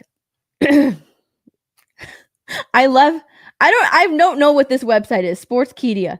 I have no idea what this website is, but it's so fucking fun. This title, the amount of discomfort I'm feeling. Fans are left unsettled by Jack Black action figure from a Minecraft movie. Look at this figure. This is a real thing. This is a real toy from the new Minecraft movie. The Minecraft trailer, the initial trailer that came out, the amount of disappointment that people felt when they saw Jack Black go like, I am Steve. It was just like, what the hell is this? What is going on? It looks like Jack Black rolled out of bed and they were like, here, put on this shirt. You're Steve. Okay, we're going to shoot this over the weekend and then we'll fix everything up, in post. But for right now, we need you to act like Steve from Minecraft. Look at this, 1.8 million dislikes to 734,000 likes. I'm surprised it has that many likes, to be honest. But Minecraft is huge.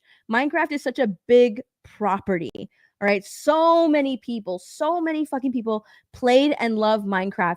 And for this to be the movie that comes out of such a popular franchise is wild to me. It is so wild. But even more wild are these motherfucking toys. These toys are nasty as shit.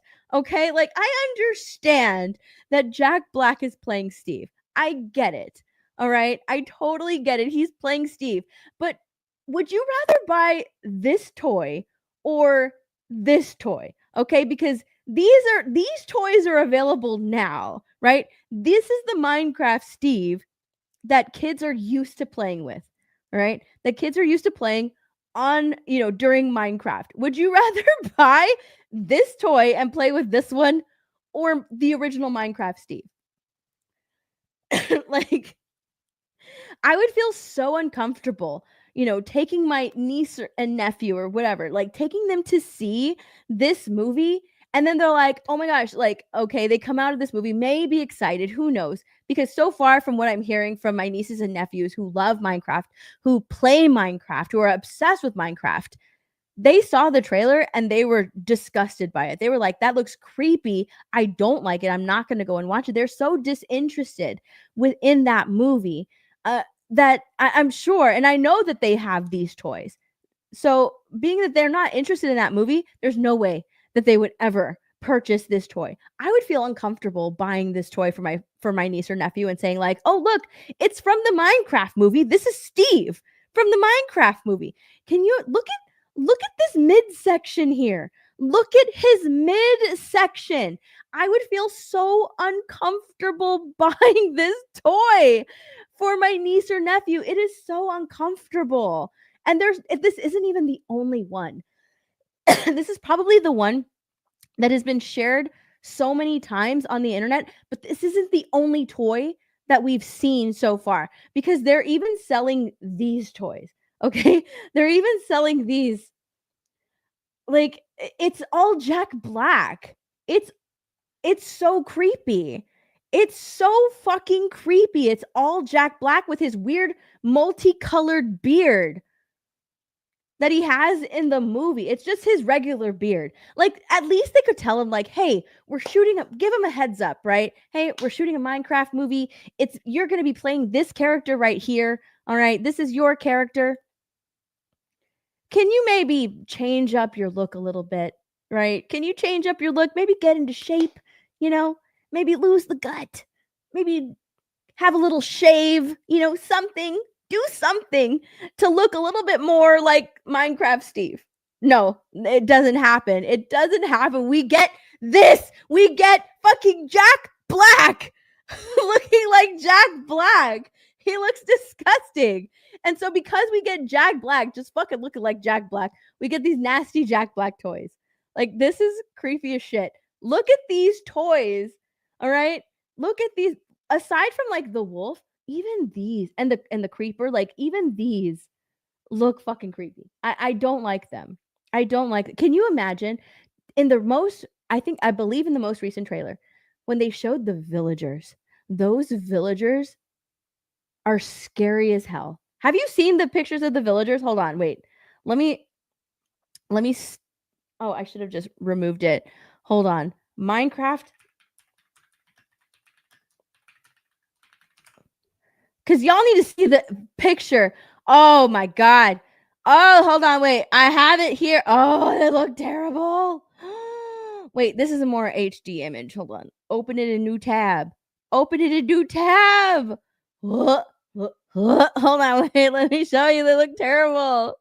Share my window. Can you imagine the toys of these creepy motherfuckers? Look at the villagers. Dude, why? Who said this is acceptable? Who looked at this and said, oh yeah, that's what we're going for. That's what kids want to see. This is Minecraft. What the hell? This is Can you imagine the toys of this right here? Can you imagine the toys? The toys of if we're getting this, okay, this is Minecraft Steve. Can you imagine the toys of the villagers? Dude, who was high enough animating this shit and thought, boom, dude, we have nailed Minecraft. We got it. We did it. We have nailed it. They're gonna fucking love it. I'll be surprised if this movie is successful. I honestly really will be. I'll be surprised. But yeah, there's these toys. So there's these toys. The hell of a drug that they were on. Oh my God. Yes.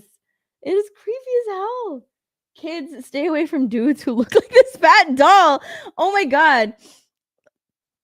I can hear the kids now. Mommy, I want the doll of the middle-aged man with the giant belly. What the hell were they thinking? Seriously. What were they?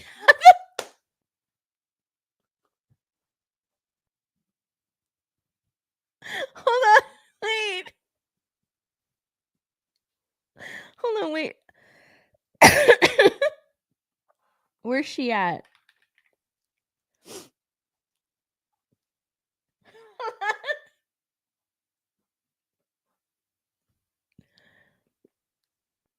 This is the Minecraft toy. Okay? This is the Minecraft toy. It's the pregnant man emote.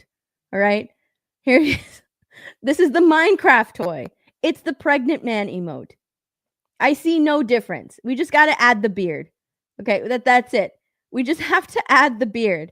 And it's the pregnant man emote. That's the Minecraft toy. They were like, yes. Boom. Right there. We nailed it. We nailed it. It's the pregnant man emote. I can't believe.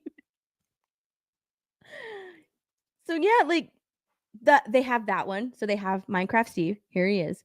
And then they have, hold on, wait, let me find it. They have a book. Of course they're coming out with a book, right? Of course they are. But dude, just Just do Minecraft Steve. Like there's plenty of oh god, they're gonna look at Jason Momoa.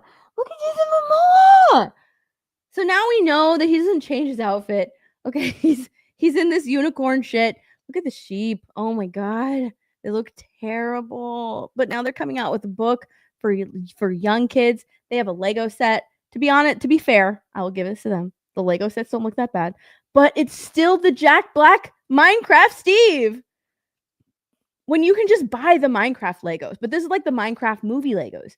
Would I rather have the Minecraft movie Legos with Jack Black Steve or the regular Minecraft Legos? I would personally choose the regular Minecraft Legos.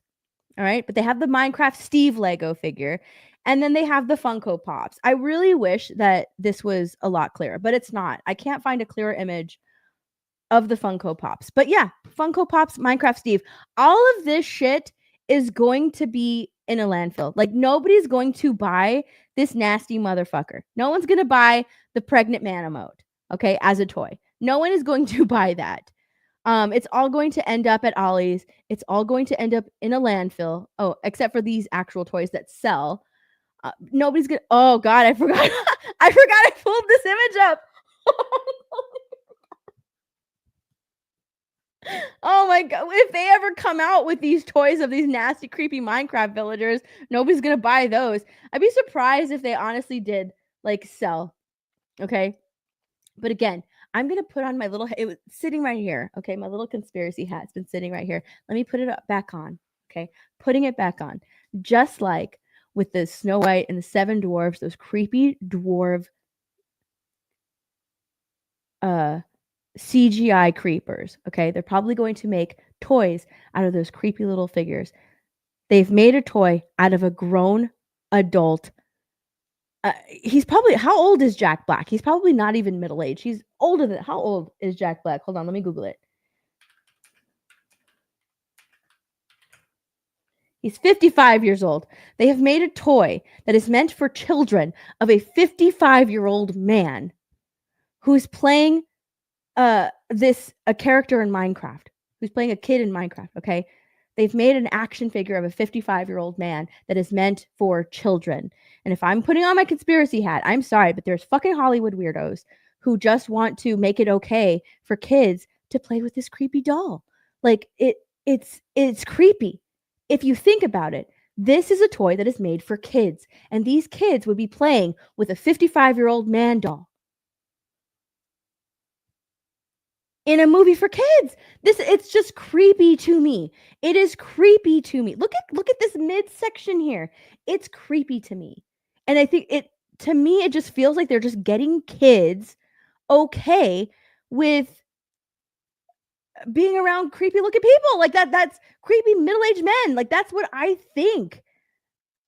That's where my mind goes. It's just normalizing children being cool and not having their guard up around 55-year-old creepy men. Like that's where my mind goes. Otherwise, like, what is this toy? What is this toy? Yeah, bringing the kids' guards down. What is this toy? Because if I'm making a decision and I'm buying a toy for my kid or something, right?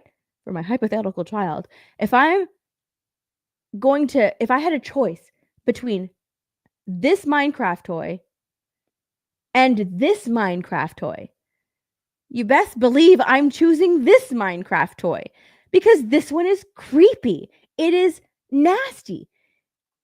I don't know what the thinking behind this was. Like, I get it. Jack Black is an actor in Hollywood and he's playing the role. I totally get it. But to make but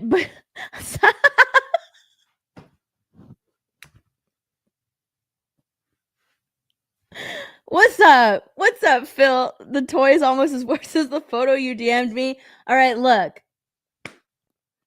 You know that chick that is suing, is it Lyft or Uber? That 500-pound bitch that is suing Uber? Did you know that she has nudes? I bet you didn't, but they were floating around on Twitter. And And Phil does the perfect stream for those types of photos. So I was like, hey, have a picture. Dude, his reaction is one of the best things I've ever seen. He screamed. He screamed when he looked at it. That was the best reaction. It was so fucking funny. Oh my god, it was so funny.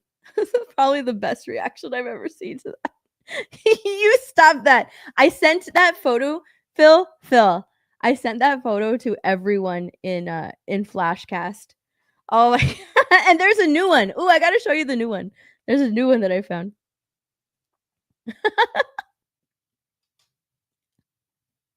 It's okay to see anything. You need a pickaxe and a head torch. Oh god, dude, she's got nudes.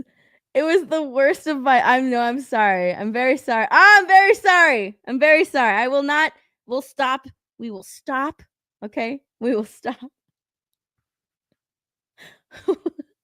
Steph is a true agent of chaos, dude. That was funny. That was hilarious. His reaction was hilarious. Oh my gosh. That was the best reaction I've seen to that. Last night during the stream, as soon as I came on to Flashcast, because I think I was like maybe 30 or 40 minutes late, but that was okay because they were talking about Captain America and I hadn't watched the movie yet. Fatal J was like, Steph, I haven't forgiven you about putting that photo in the chat. I was like, what? I thought we were sharing stuff.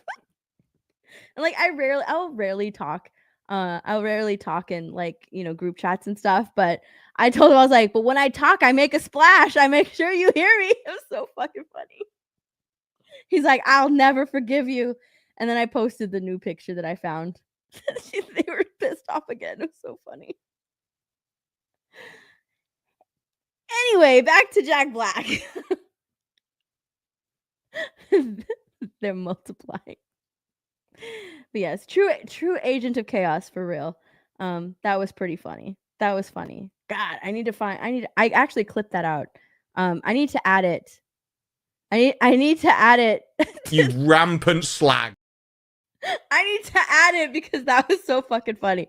Like every time I pull up like a creepy picture like this fucking Minecraft figure or the 7 dwarves, like it's just gonna be Phil yelling. Ah! Oh my god, that reaction was hilarious. I was dying. What was I saying? I forgot what I was talking about. What was I saying about Jack Black? Oh yeah.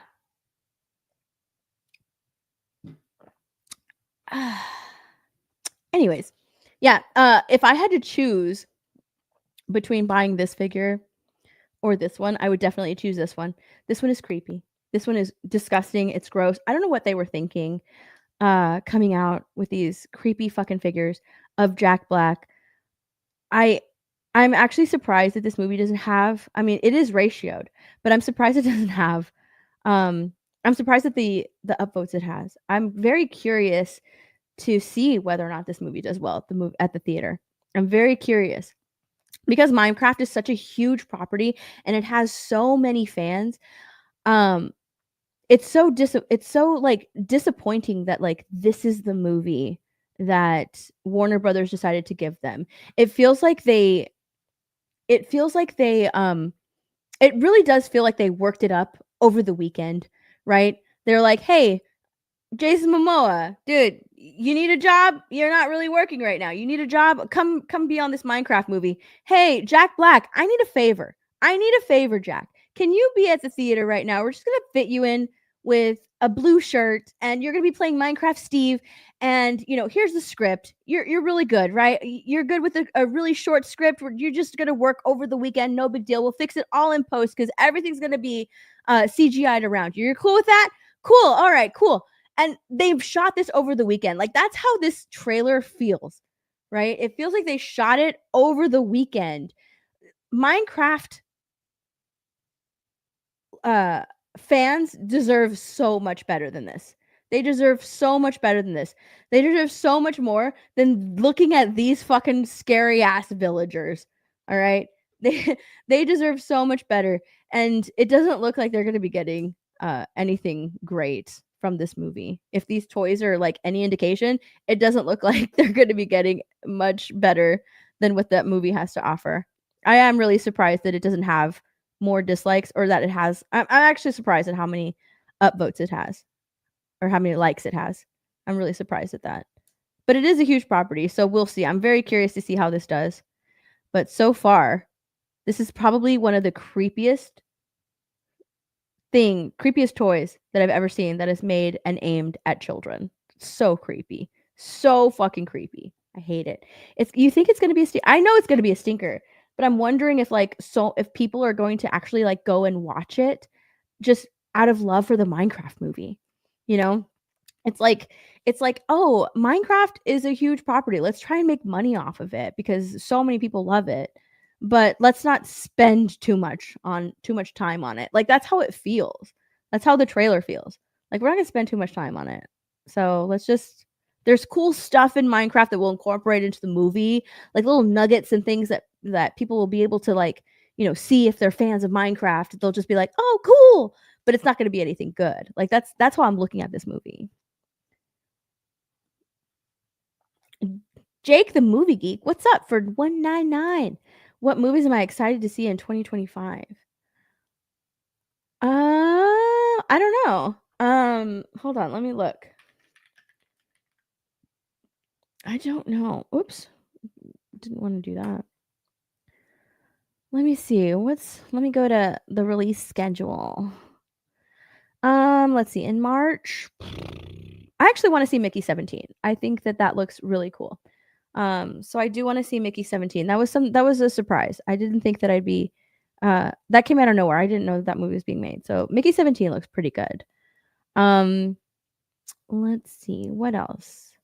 Oh, the Minecraft movie comes out in April. Okay. I didn't know it was that close. Interesting. Oh my gosh, I'm already in May and I don't see anything. Mission Impossible, the Final Reckoning. I'm excited to see that because Tom Cruise is crazy. He's like the last remaining movie star who actually makes movies because he loves movies. So yeah, Mission Impossible. I'm so sad that like the movie that came before that, this past Mission Impossible movie didn't do as well as I think it should have done, because it was I thought it was really, really good. How to Train Your Dragon, the live action one, I'm excited for that one. I'm curious about Superman. Curious, but I'm not too excited about it. I'm curious though. Curious about Superman. What else?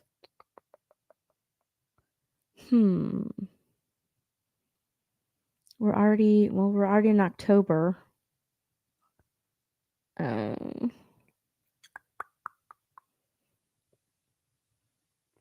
Now You See Me 3. I actually liked the Now You See Me movies. I don't know how this one's going to be, but I liked the other ones, so I want to see the trailer for the third one. But I like the other two movies, so Wicked for Good. I'm hesitant about Wicked for Good. I hate that they're calling it Wicked for Good instead of Wicked Part 2. But I am hesitant. I loved Wicked, of course. I loved that movie. I thought it was great. But For Good, it seems like they're making a lot of changes in it that I'm not looking forward to. So I'm hesitantly looking forward to Wicked for Good. Hesitant though. And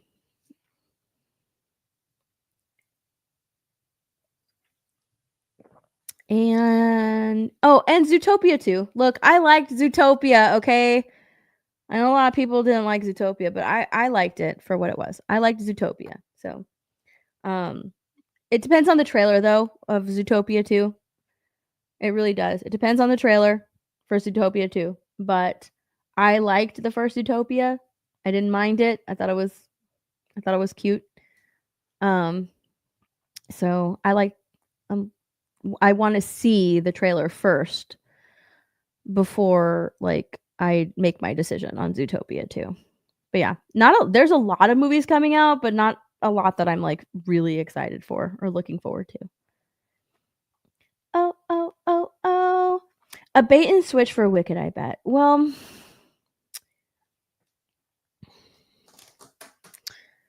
it would be sad if that were the case. They're adding new songs. I don't know why, because, well, I kind of know why. Like, the second half of the movie, or I'm sorry, the second half of the play is shorter than the first half. So they have to lengthen it, right? So they're adding new songs. What those songs are going to be, don't know. They're brand new. Do they need to add new songs? No. The songs that are in Act 2 are great. They're fantastic songs. So it doesn't really need a new song added. And what they're doing with Nessa Rose, who is the sister that's in a wheelchair, in order to make it non-offensive, I do have a problem with. I'm curious to see what they're going to do. Because if you don't know, and if you haven't seen Wicked, Elphaba, who is the Wicked Witch of the West, the Green Witch, she has a sister who is in a wheelchair. And on the Broadway show, she's just played by a normal actress, because in the second half of the movie, she ends up walking, right? She becomes the Wicked Witch of the East, and she is able to walk. And the actress who portrayed her in the movie made a big stink and a big deal about her being the very first handy-capable actress who is portraying the role of Nessa Rose. And she's supposed to walk, and I've always had that question since they cast her.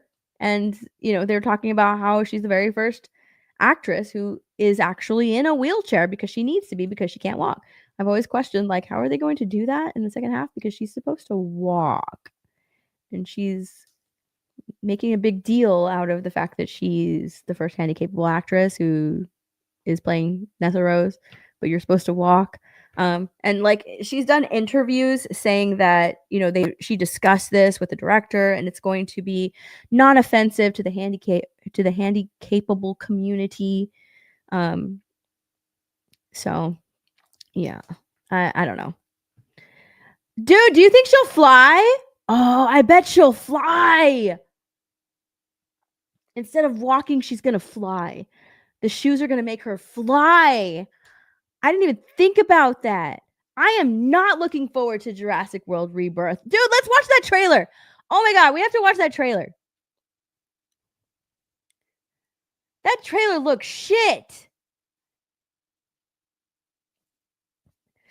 Dude, do you think she'll fly?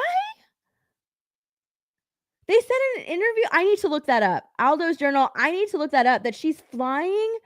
I didn't even think of that. That would make sense that she ends up flying. Because Elphaba made her fly. Elphaba made her fly in the movie, but she's like in her wheelchair, right? She's in her wheelchair flying.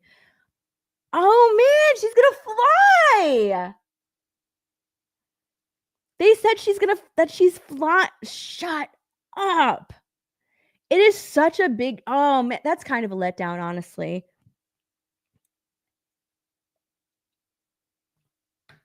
I need another drink. Hold on.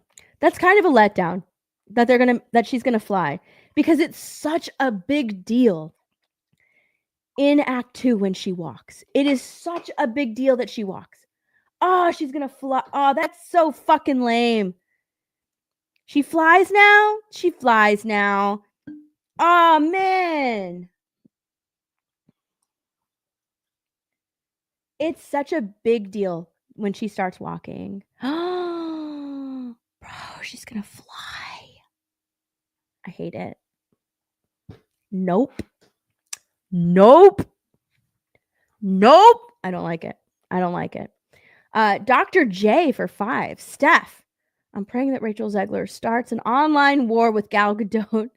And then the guy who plays the prince gets the red carpet all to himself. Ooh, I like that. You know what? I haven't looked up. Let me look this up really quickly before we watch the trailer. Really quickly. Da-da-da-da. Yep. Nada.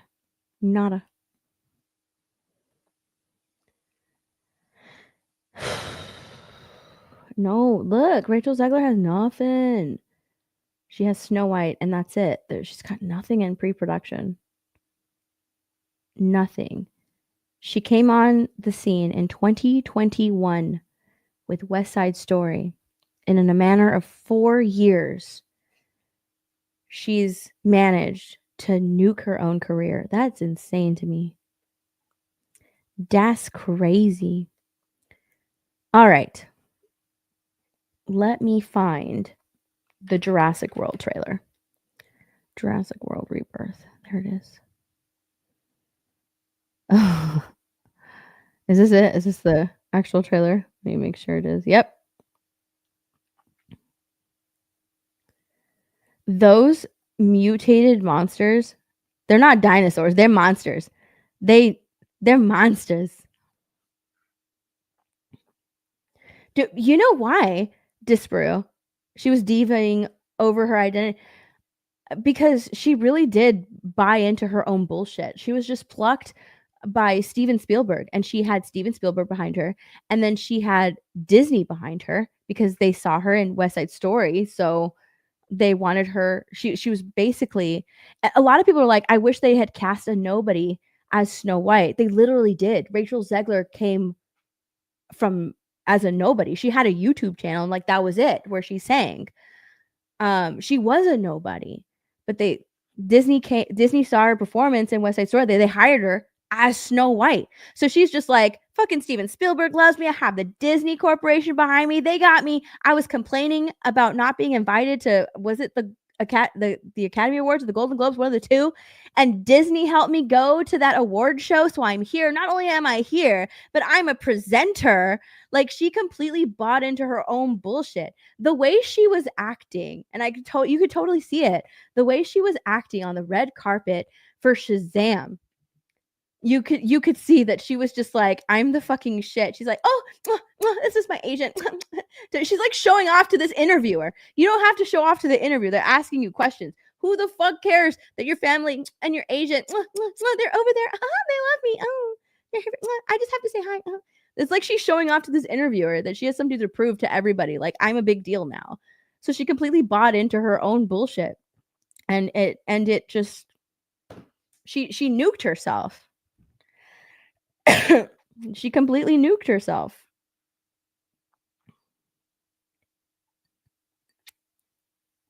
Yes, she loved the smell of her own farts. Okay, a pure narcissist. Well, she has said that before. She's a narcissist. Let's see. All right, here we go. Let's watch this trailer. They have mutants. Dr. Henry Loomis, this is Zora Bennett, our mission specialist. Sorry, what mission? This would be a medical breakthrough that could save countless lives. I like that he's in it. The only reason that I like that is that this is the actor that played Fiyero in Wicked. He played Fiyero. That's the only reason I'm like, oh, cool. Look at that. If Blake Lively, Rachel Zegler, and Amanda Stenberg ever meet up on a red carpet, we would create a black hole void so dense it will suck in the universe. Keep them away from each other. The world can't handle it. All right. Lives. It comes from the largest dinosaurs on the planet. Oh my God. Fortunately for us, all these species exist. Dude, those dinosaurs look bad, right? Is it just me? Or do they look terrible? Like, the dinosaurs in Jurassic Park look better than this. Is it just me, or does it look bad? Is this CGI bad? Because it to me it looks bad. For us, all these species exist in one isolated place. Can you be ready tomorrow? I can guarantee your safety. I mean, more or less.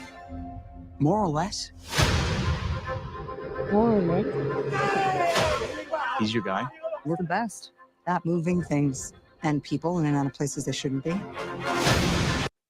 Oh man, why is Scarlett Johansson in this movie? I really like. This is like what, the 7th? Is it the 7th movie in the Jurassic Park franchise? Why is Scarlett Johansson in the 7th movie? I don't know. It's so fucking weird to me. What? Oh man, it's the 7th movie. It could be anyone else. Why is Scarlett Johansson in it? I don't know. Maybe, you know what? I think Scarlett Johansson has had. I need to look at her filmography. I feel like she's reached the point in her career where she can either play like a mom, you know, like she's reached that sort of point in her career where she can like play a mom, a divorcee, or this I don't know, feminist woman who can save the lives of all these men. Like that's where I think that like she's reached in her. I don't know, because it's like, why are you in this movie? It's the 7th movie in the Jurassic Park franchise. It's so weird to me. It's so weird. I don't know. Move up towards Barbados, avoid government patrol, but there aren't that many anymore. Why's that?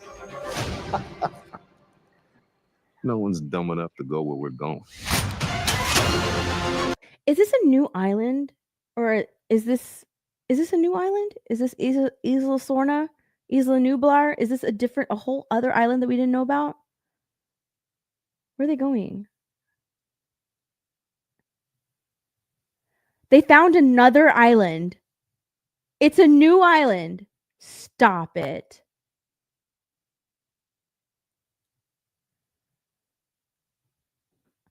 I think it's new. The one they did experiments on? I bet you they're going to I bet you there is going to be a Jurassic crossover with Fast and Furious. Dude, I would love that. Okay, I would, you know what? Take my money. I would love that. I would totally buy into that. Like, yep, let's go. This island has stuff that's too dangerous for other islands. Where did this come from? That's what I'm talking. That's the crossover we need. Fast and Furious. They've already been to space. All right, let's just put them back in space, and they'll go and find the dinosaurs on another planet. I want that crossover. I would pay to see that. This island was the research facility for the original Jurassic Park. What? We need DNA from the 3 biggest dinosaurs. Do we have to get a sample from an egg? I suppose we could try and get it from the parent, but they're a flying carnivore the size of an F-16. Maybe we should make it quick.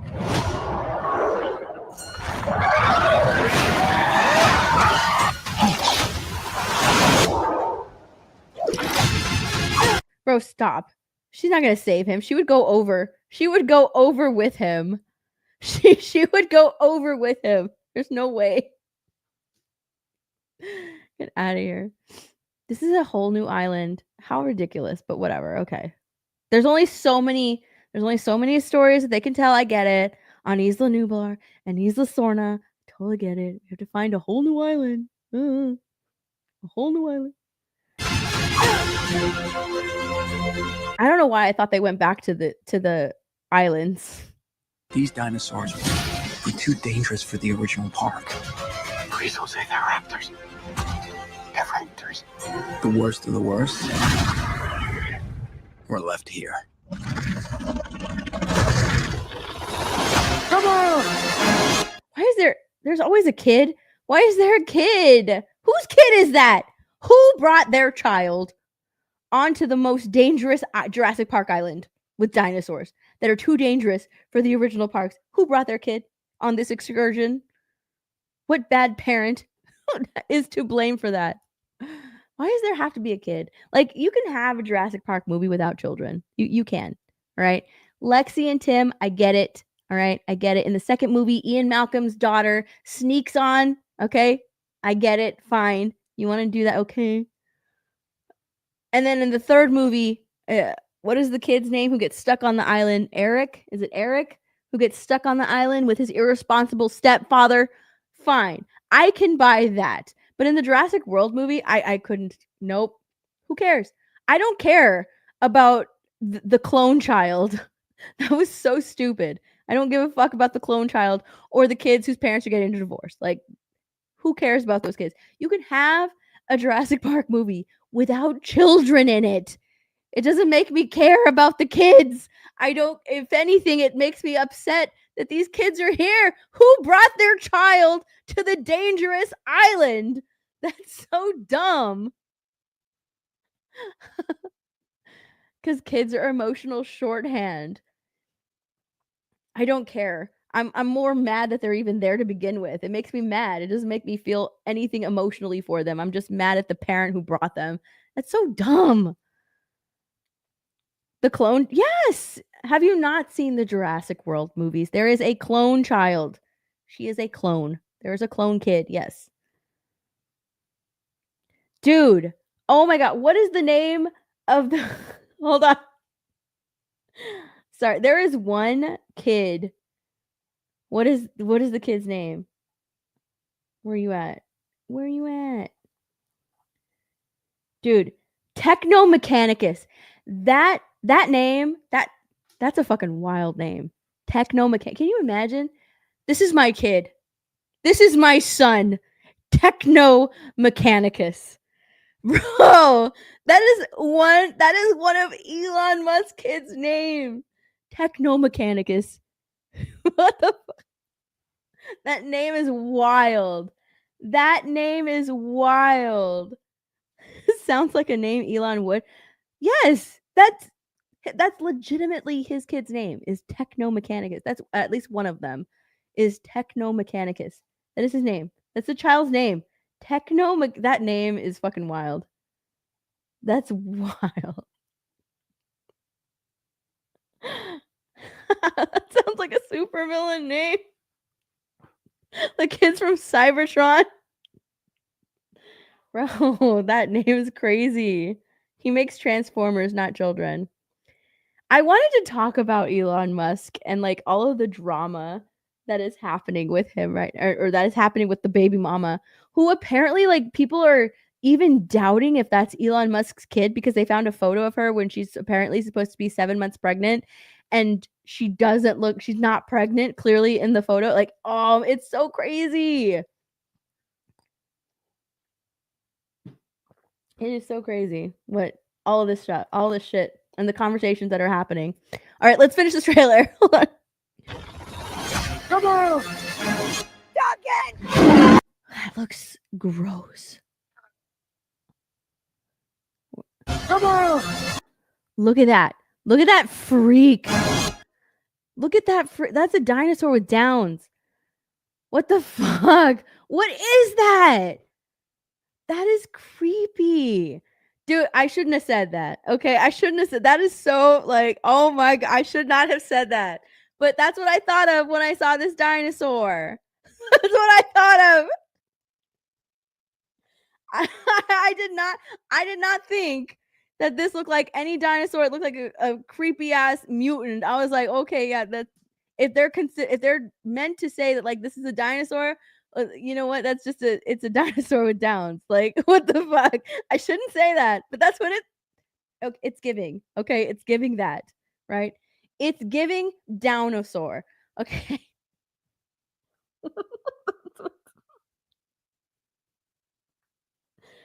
Oh my god.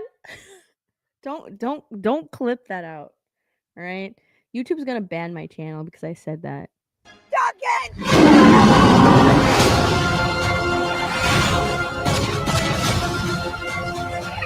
We put ourselves in a place we don't belong. Look at it.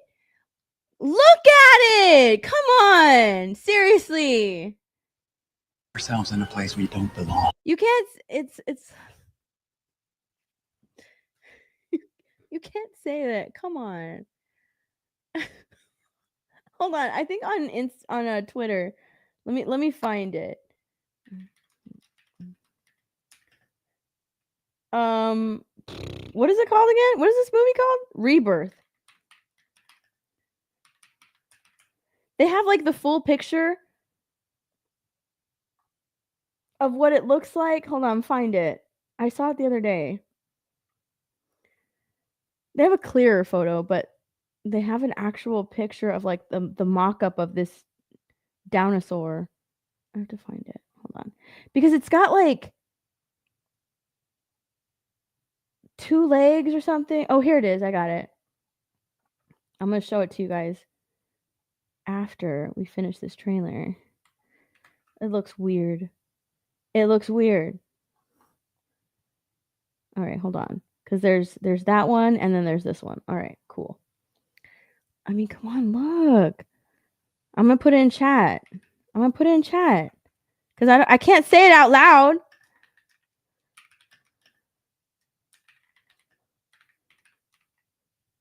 I'm putting it in chat. Like, seriously. Come on. Y'all know. Y'all get it. You guys know, right? Like, when I see it, I just kind of think that. When I see it, I'm like, well, it's looking that way. Okay? It's looking that way.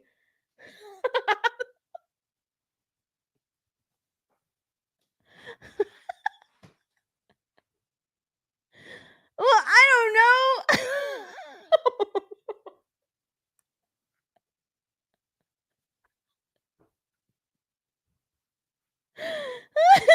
Damn it.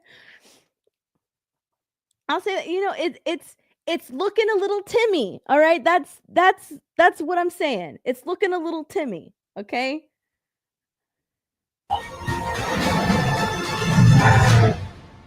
Survival is a long shot. What the hell are those? They're helping the mosasaur. Why are they surprised? What are those? Why are they surprised that like they're going to the most dangerous island and they're surprised? What are those? Like they're surprised that there's dinosaurs in the waters of the most dangerous dinosaur island. And also, why are they just hanging out around this island? That's what I wonder. Like why are they just hanging out? Wouldn't they go further into the ocean? Like that's what I'm wondering. You know, there's a reason that the mosasaur was contained in the Jurassic World like park because it couldn't get past the gate. Even though like I think it would be able to break the gate, but whatever. It couldn't get past the gate. The gate opened and then it swimmed out into the open ocean. But this mosasaur is just kind of sort of chilling near this island instead of swimming out into the open ocean. I don't know. It's weird to me. Oh, is the Spinosaurus back? Is this Spinosaurus right here? Are these Spinosaurus? Because you know what? I have wanted Spinosaurus to be back in the Jurassic World or Jurassic Park franchise. I have been wanting. I need a Spinosaurus redemption. All right. I need a Spinosaurus redemption from that third Jurassic Park movie. It's back. Okay, dope. I want the Spinosaurus to look better because that Spinosaurus in Jurassic Park 3, like it would just move his arms like this. You know, that animatronic looked like shit. All right. So yeah, let's get a Spinosaurus comeback. What the hell are those?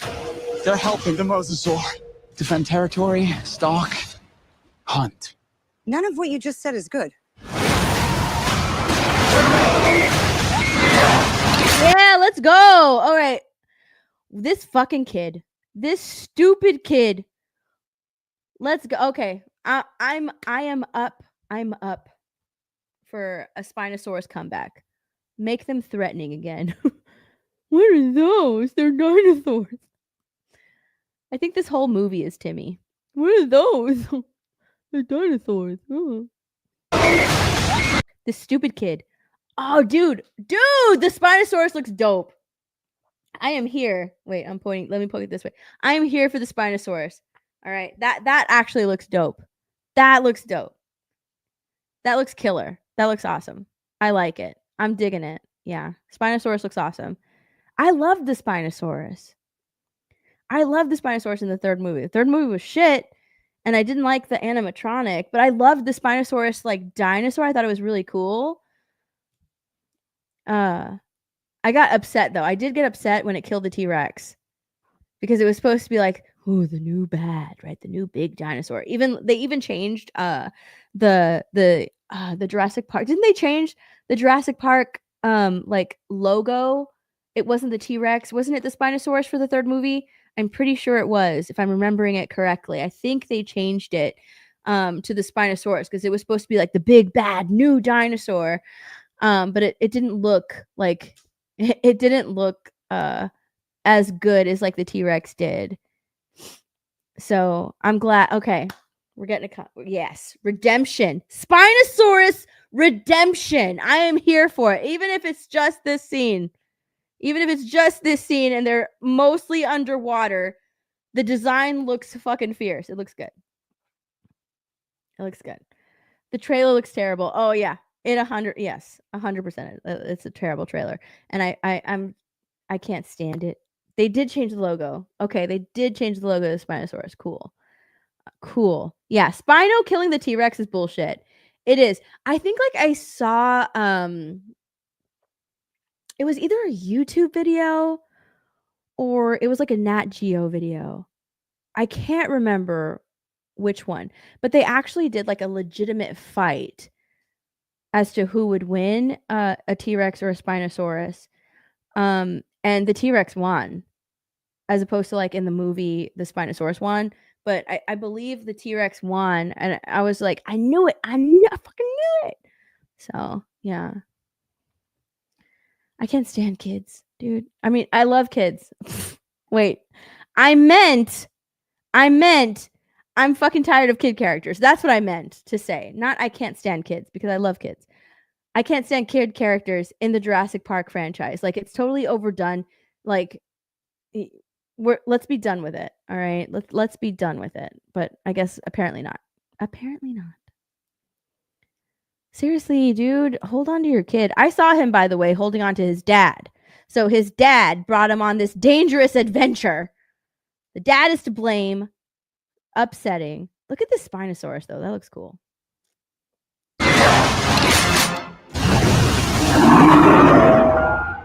They're all dead. They're all dead. They're all dead. Look at this fucking dinosaur. They're all dead. How do they make it off the... Look at her. She is bent over the front. There are killer dinosaurs in the water. How do they make it off the boat? They're all dead. This is it. If this is like their escape, or if this is their boat onto the island, they're all dead. All right? They are all dead. The end. Movie is over. Oh, that's Scarlett Johansson's character. Yeah, look. Come on. They're dead. What the fuck? We've seen the entire movie. They all die. The end. It's over. Look at this. They get crushed. There's no way she kills them with that gun. I don't buy it. I don't buy it. There's no way. Get out of here. Look at this. That looks cool. This person's gonna die, like right there. That's it. They die. They lose their grip, and they go into the mouth of the Spinosaurus. They just didn't show us this in the trailer, but they're gonna lose their grip and they die. I don't know who that is, but whoever that is, they die. Oh, it's a little girl. I thought it was a boy. That's a little girl. Oh, they really trying to pull at your heartstrings. They're really trying to pull at your heartstrings. It's a little girl, not a little boy. Yeesh. I feel bad now. Okay, but hold on, wait. So the trailer looks garbage. I'm not looking forward to it. Look at this.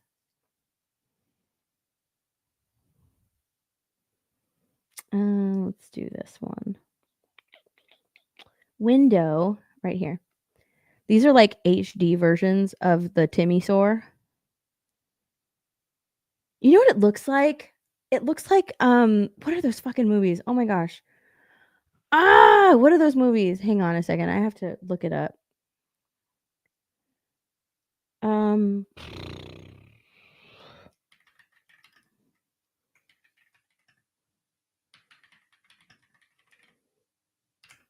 Cloverfield. It looks like the Cloverfield monster. Hold on, let me look up the Clover, because I had to look up the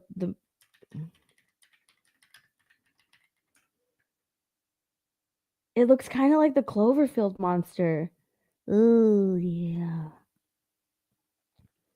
with like the long arms. Oh, it looks like the Cloverfield monster, but with like a fatter head.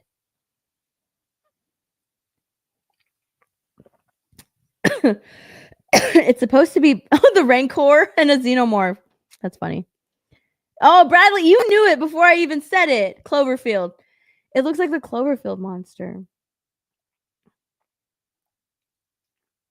The Rancor with explosive diarrhea. Yeah, it's a monster. It doesn't even look like a dinosaur. It's just a monster. Which is so funny because when Jurassic World came out, I watched Jeremy John's review for the movie. Dude, I've been watching Jeremy John's for years. But I saw his review for that movie. And I hadn't watched Jurassic World. I went through like this phase where I went and saw a movie like sort of based on reviews because I didn't want to spend my money where I didn't need to. And so I would watch like his initial review and then his spoiler review. And then based on that, I would be like, okay, I'll go see it, whatever. But that's the first Jurassic World movie. In the very first Jurassic World movie, he's like, okay, these are monster movies. Like that's it. What's up, Nini? How you doing?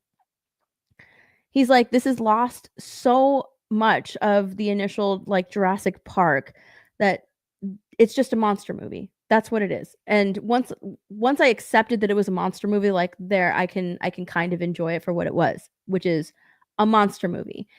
And they're not even trying to hide it here. Like this is a monster movie. Masked as a Jurassic Park film. Because I don't even buy that this is a dinosaur. What on earth could they tell me that, like, what on earth could they say, like, oh, we mixed this and this and this to create this monstrosity? It's a monster. That is a monster. Like, I would rather see a Jurassic Park movie where they mix human DNA with a dinosaur. Like, like that fake AI trailer where Scarlett Johansson was like slowly turning into a dinosaur. Do you remember that fake AI trailer? I would rather watch that than this. That fake AI trailer was so fucking funny where Scarlett Johansson was slowly turning into a velociraptor. I fucking died. What's up, Brett? Show us. You haven't seen that trailer? Oh my gosh. Let me see if I can find it. It was like an AI Jurassic Park trailer.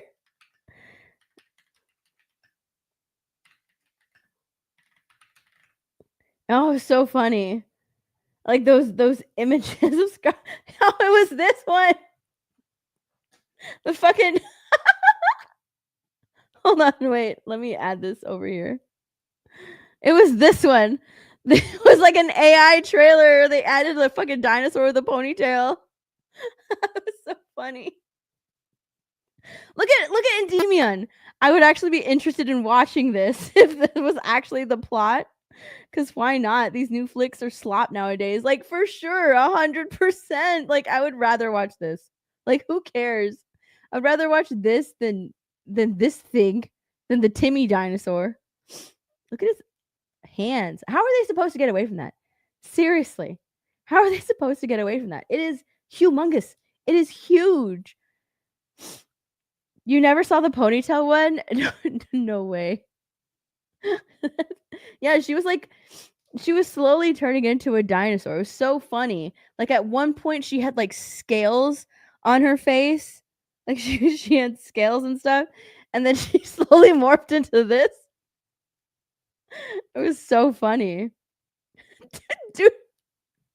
Dude with glasses like, okay, I'll smash Raptor Scarjo. Oh my gosh. I was laughing. But these are the sketches, right? The 3 possible design of this is called the D-Rex mutant. That is what this is called. It is the D-Rex mutant, right? These were the initial designs, possible designs of this mutant dinosaur. Okay? This was one. I would have accepted this. All right. It would have looked weird, but whatever. Had 4 arms. Why? I don't know. A poorly cloned, unknown species abandoned on the new island. A danger for life on the island. I would have accepted this, right? It looks menacing. Kind of looks like the 98 Godzilla, but whatever. I still would have accepted this. Okay. Here was another possible design. This one. This looks more like a T-Rex, just fucked up. Okay, like he had one too many shots at the bar, but it still looks dinosaur-esque. Okay, it's still giving dinosaur, right? But no, they didn't choose this one for the D-Rex. Instead, they went with this bullshit. Whatever this lizard monstrosity creature is that has like 4 legs and these 2 tiny little fucking arms. What is this? What is this? It's like Quasimodo of dinosaurs. That's what this is. This is the Quasimodo of dinosaurs. It's got the hump. It's got these nasty like little arms. What is he supposed to do with these little arms? I'll be surprised if he uses these arms. You know what? I will laugh if he picks up somebody with these arms right here, if he picks up someone with these arms and transfers them to these tiny little arms, and then he's like running away with somebody stuck in these tiny little arms, I will laugh, because otherwise, what are these little arms for? What are they for? He's got these strong arms in the front, these strong legs, and these 2 little fucking arms. What is that? What is that for? Grab my small hand. He's fucking retarded. He's Quasimodo of dinosaurs. He's got a hump in his back. Seriously, they thought this was better than this. I wouldn't buy that shit, Warren. Who would buy that dinosaur? Who wants the Quasimodo of T-Rexes? You know what? You know why it's called the D-Rex, right? What did I say before? What did it look? A little downsy. That's why it's called the D-Rex. That's why it's called the D-Rex. All right? It's a little down. That's why. It's literally called the D-Rex. It's called the D-Rex. What does the D stand for? I already told you earlier on. What the fuck? Oh my God. Out of these 3 designs, I would have accepted this one. But I bet they were like, no, it looks too much like the Tyrannosaurus. People are already used to the Tyrannosaurus. I don't think we can watch. No, they don't like it. We need bigger, cooler, badder. No, this looks too much like Godzilla. I don't think. No, we already had a dinosaur that looked like that one. Remember, in the first movie, that one could camouflage. And they went with this thing. It's so ugly. I hate it. It's stupid. What dinosaurs did they clone together to make that? What animals did they clone to get this? It's a neurodivergent dinosaur. I'm so confused as to what they mixed up in the lab to produce this thing. I don't know. It's so fucking weird. That's what I said. It looks like the creature from Cloverfield. That's what it looks like. That's what I said. It looks like the creature from Cloverfield. It looks like the Cloverfield monster. It's not a Jurassic Park film. It's not. This was originally supposed to be a Cloverfield movie. And they were like, you know what? I don't think people are going to go and see another Cloverfield movie after the films that we've put out. So, you know what? Let's just say it's Jurassic World. We'll just call it Jurassic World. All right? There's a new island. We'll get Scarlett Johansson. People will come and see this. We just won't call it Cloverfield. We'll just mask this Cloverfield movie. And we'll just add dinosaurs in it. Like, that's what this feels like. Because that's not a dinosaur. That's a monster. That is a monster. It's not a dinosaur. It's not a hybrid. I don't know what this is. This is a monster. This is a straight up monster. It's not a dinosaur. It looks like the Cloverfield monster. Looks gross. Oh, I forgot I pulled that up. I'd rather see this movie. But yeah, look at this. It's not a dinosaur. Oh my gosh. Like you know what? I really want this dinosaur to pick up this guy and put him in his tiny hand. I just want it to like hang out. It's inbred, probably.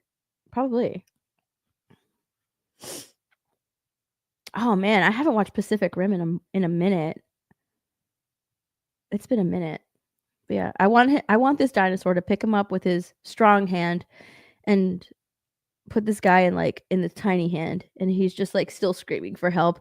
Like, what is he expecting? Like, do you think they're really gonna open the door and let him out? Oh my god, if they open the door and let him out, that's probably what happens. That's probably how this dinosaur got loose. They open the door and let him out. Oh my gosh, it's so stupid. Look at it. Look at it. How do they kill it? Oh, I hate it. It's so dumb. It's so dumb.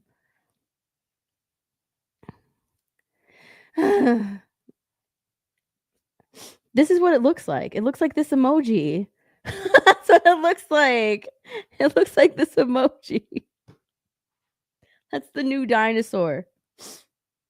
That's the new dinosaur. Ira Brownridge for $5. Or $4.99. Thank you so much. Late night chillin'. I'm up for it.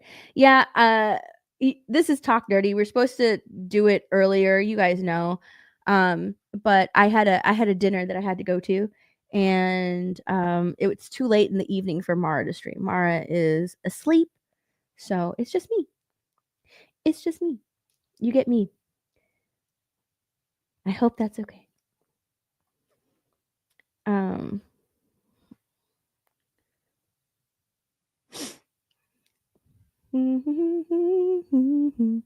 I hope that there's like more to talk about on Wednesday, because I feel like all this stuff I would have talked about on either Makeup and Media or Nerdy News.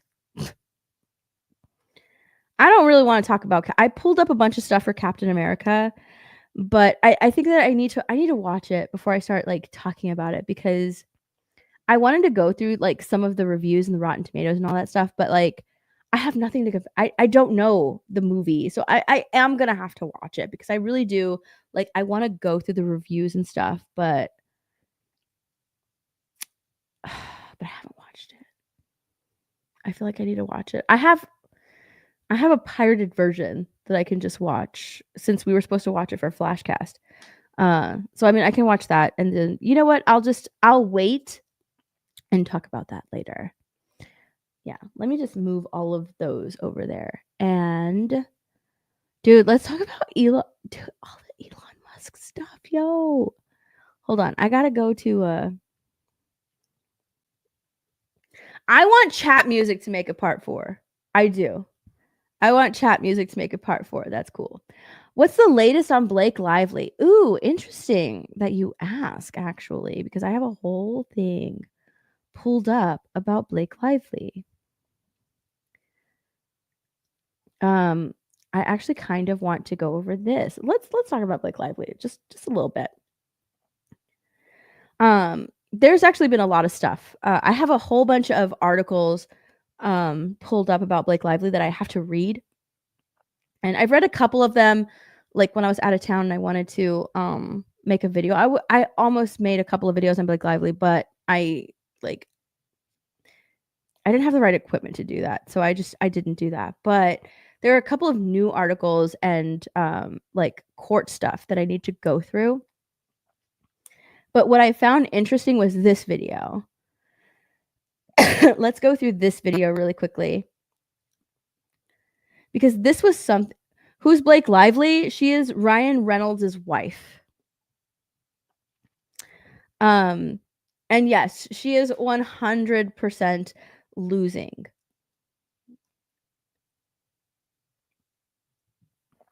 So Blake Lively is currently entangled in a lawsuit with Justin Baldoni, who was her director on the movie It Ends With Us. They're in a lawsuit together. Justin Baldoni refuses to drop the lawsuit, and props to him. He should not drop the lawsuit, and he's refusing to settle, and he shouldn't settle either. because what she is doing, what her and Ryan Reynolds have cooked up against this man is atrocious. It's disgusting. And it's good that people are finally seeing, like the mask coming off of Hollywood and how they do things in Hollywood. A lot of people have this opinion that Blake Lively is like this scorned woman who's just trying to go after Justin Baldoni because he rejected her. I don't buy into that theory. I think it was like a theory that Candace Owens came up with. I don't buy into that theory. Like not even a little bit. There are some people that buy into that. I don't. I think that this was all business for her and Ryan Reynolds. I think that she is done having children for Ryan Reynolds, and she wanted something that was her own, right? Like that's what I think. And because of the way that Ryan Reynolds kind of made Deadpool his, right? He sort of got the director off of Deadpool. He was so incredibly involved in the making of Deadpool, the editing of Deadpool, the marketing of Deadpool, right? All of that. He was very involved in the first, second, and the third one, to the point where like the actors who disagreed with him, like TJ Miller, off. The director, off. It was his movie. And the director even came out and was like, Ryan wanted to be involved in every aspect of it. We bumped heads. So like it was almost like this was her Deadpool. This was like her way of doing things. Like she was just following her husband's lead and how he was able to get the Deadpool franchise to sort of like be in his control. So she took notes from that and implemented that on It Ends With Us. And I get that like not a lot of people know It Ends With Us or who Colleen Hoover is or any of that. Colleen Hoover is the author of It Ends With Us, but it's not just that book. It's a ton of books that she's an author of that have been picked up because they're so incredibly popular that they're getting picked up and being made into movies. All right. Now, Justin Baldoni read the first book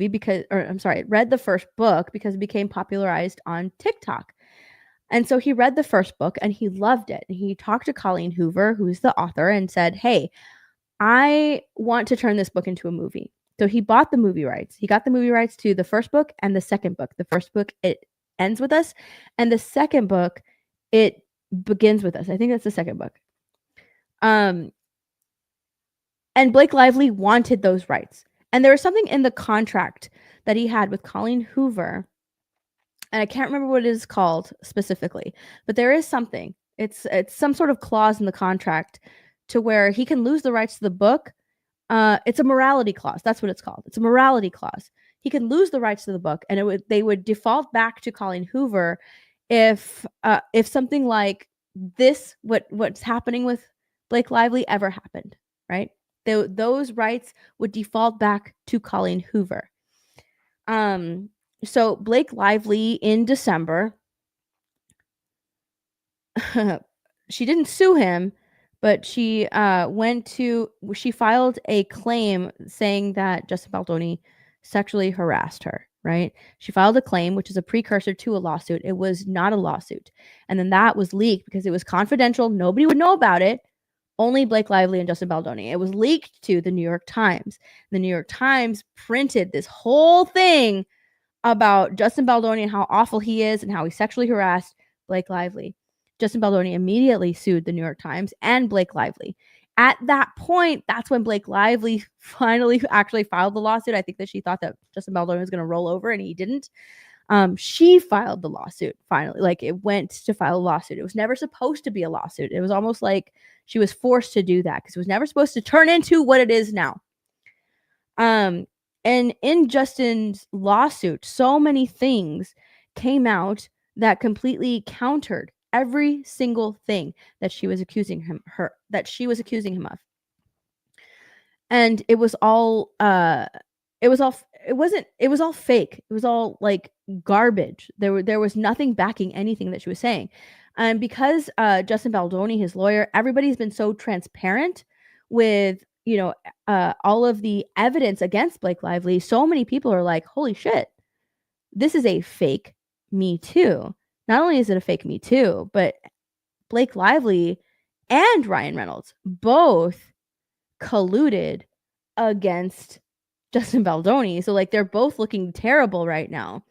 And a lot of people see this, and that's why it's like it's such huge news, but it's not really getting a lot of coverage, which is crazy. I think it should, but I think that because of who Justin Baldoni is, like he's a male feminist. He's like a very weak man.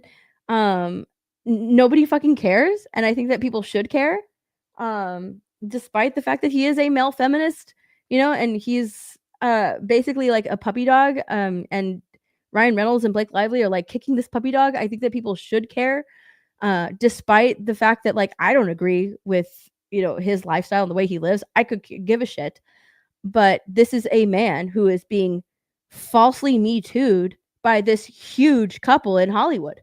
And it's like, if they can do that to this person who essentially is a nobody. And I think that like, if he didn't have this, if he wasn't partnered with this billionaire backer, they would 100% crush him. He would have been crushed and his reputation smeared, and he would have lost all credibility, and he would have lost, he would have essentially have been canceled. 100%. He would have been canceled. He would have lost his livelihood. And he's already lost a bunch of shit.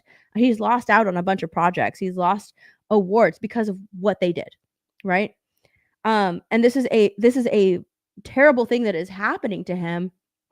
And I don't agree with it. I don't agree with it at all. And I can't believe that a lot of people aren't talking about it. But the fact that like his team is being so transparent with all of the information, like he created a whole website. They created a whole website with the timeline, and the timeline is incredibly important. If you go to that website and read the timeline, it's very important because it counters everything that Blake Lively is accusing him of, right? So that timeline is very important. I think that it's confusing for a lot of people. So the timeline of events is very important. But he was basically bullied out of his own movie. He is the director. He financed it with the backer. Like the backer gave him money, but she blew up the budget that he financed it a little bit with his own money. Like he was out of pocket on some of the cost of the film. And it's very interesting what she did, because it mirrors what Ryan Reynolds did with Deadpool. It mirrors it almost to a T. How they kind of like tried, or how Ryan took over that franchise and how Blake tried to take over this sort of like franchise.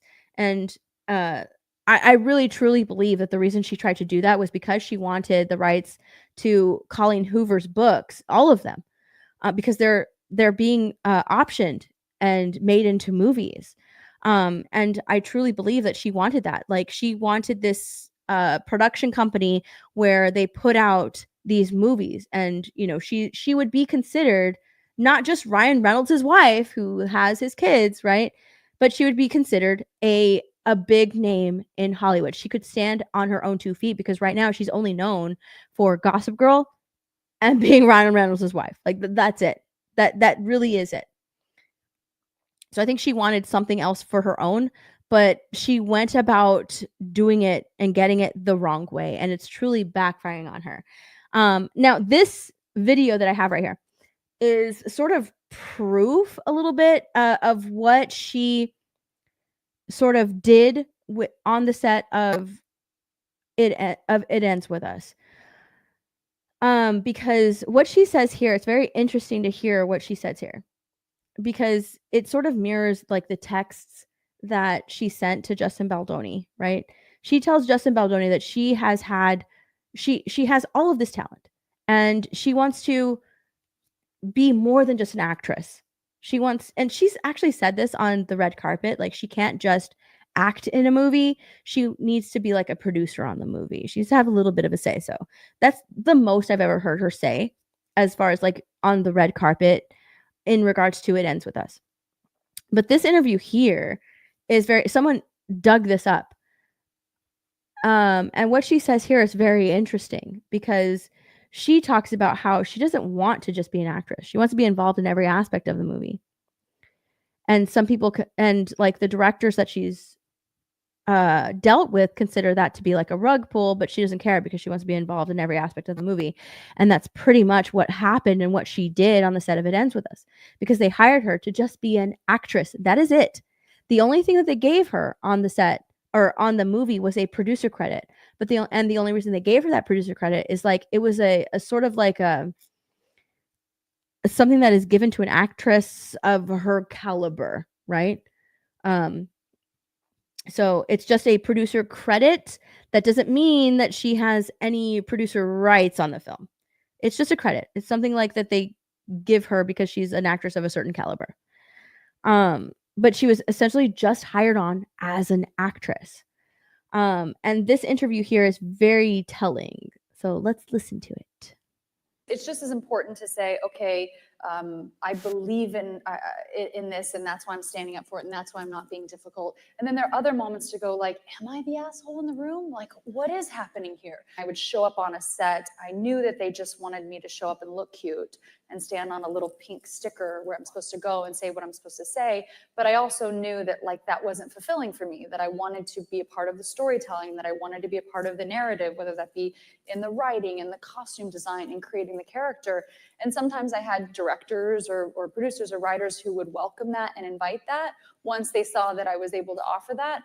And sometimes I would have people who really resented that because they were like, we just hired you to be an actor.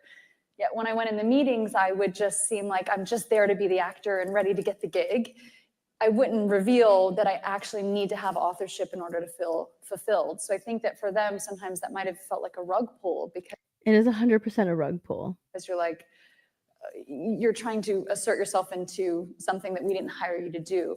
And so it was like, it was a really strange position to be in because I felt like, I don't want to just like be an actor. Like I want to, you know, I want to have more authors. What she's saying is fine. If that's what she wants to do, then that's fine. But get your own fucking movie and do that. Don't try and take over someone else's project. The fact that she says it here is so incredibly telling because this is exactly what she did on It Ends With Us. She even said, like, in a meeting, she talked to, and Justin Baldoni even said it, like, he was so excited to get Blake Lively hired onto his movie. He was super excited to have Blake Lively play the role of Lily Bloom. And on the very first day of shooting, she was already asserting herself into places where she shouldn't be asserting herself.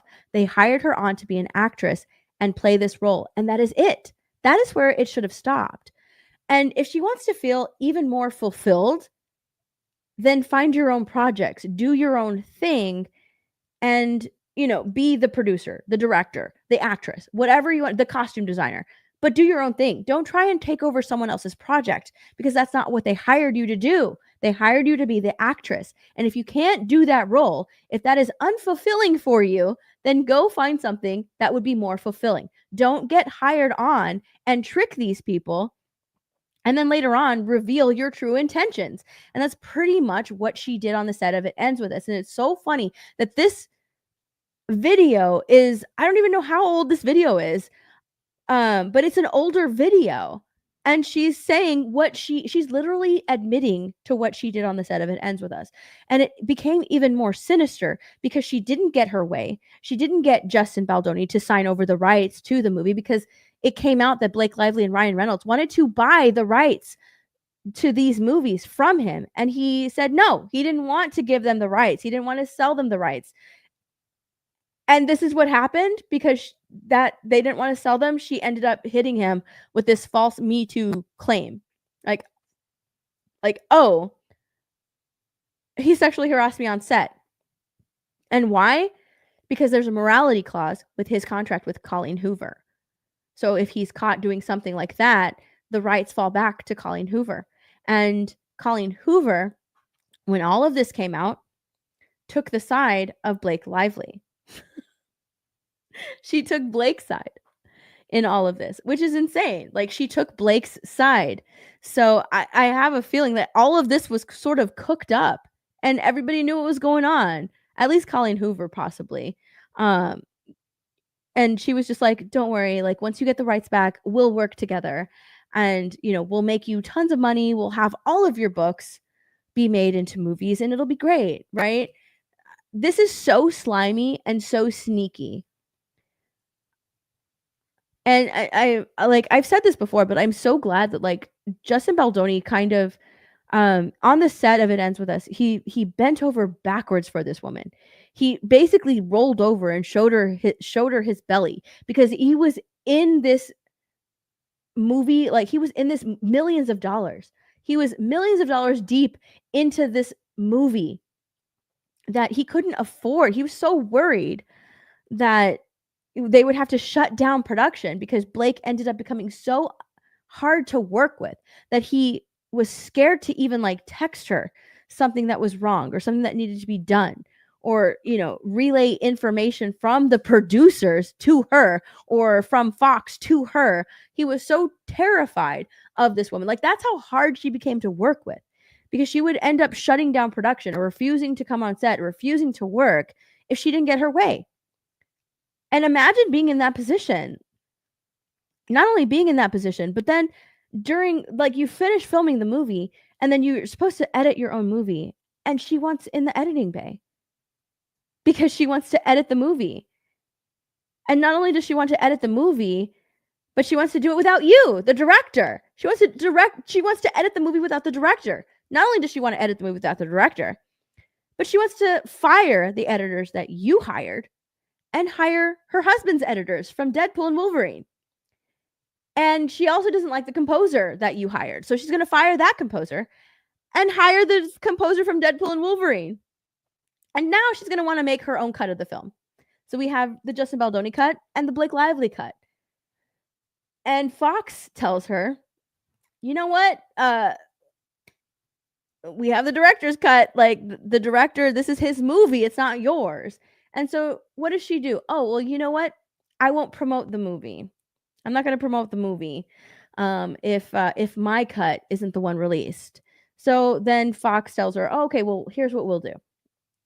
We'll test screen these two movies. And whoever has the higher score, that movie will get released. Who gets the higher score? Justin Baldoni. Justin Baldoni gets the higher score. She loses. Well, you know what? I'm actually going to take that back. I'm going to not promote the movie. And I'm also going to have the author agrees that my cut should be shown. So she's not going to promote the movie either. Not only that, but me and the author, we have like this book palooza that we're attending. I'm just going to sneakily take my cut of the film and show all of the people that are coming to this book palooza. We're going to show them my cut of the film. And we're going to tell all of these people that this is the movie that's going to be released. Oh, now that I've strong-armed you into releasing my movie into theaters, here's what else I want. I don't want Justin Baldoni anywhere on the poster. I don't want him on it's just me. I want me to be on the poster. In fact, because we're releasing my movie in theaters, I don't even want his name to be on the poster. It's going to say a film by Justin Baldoni. Let's take that off.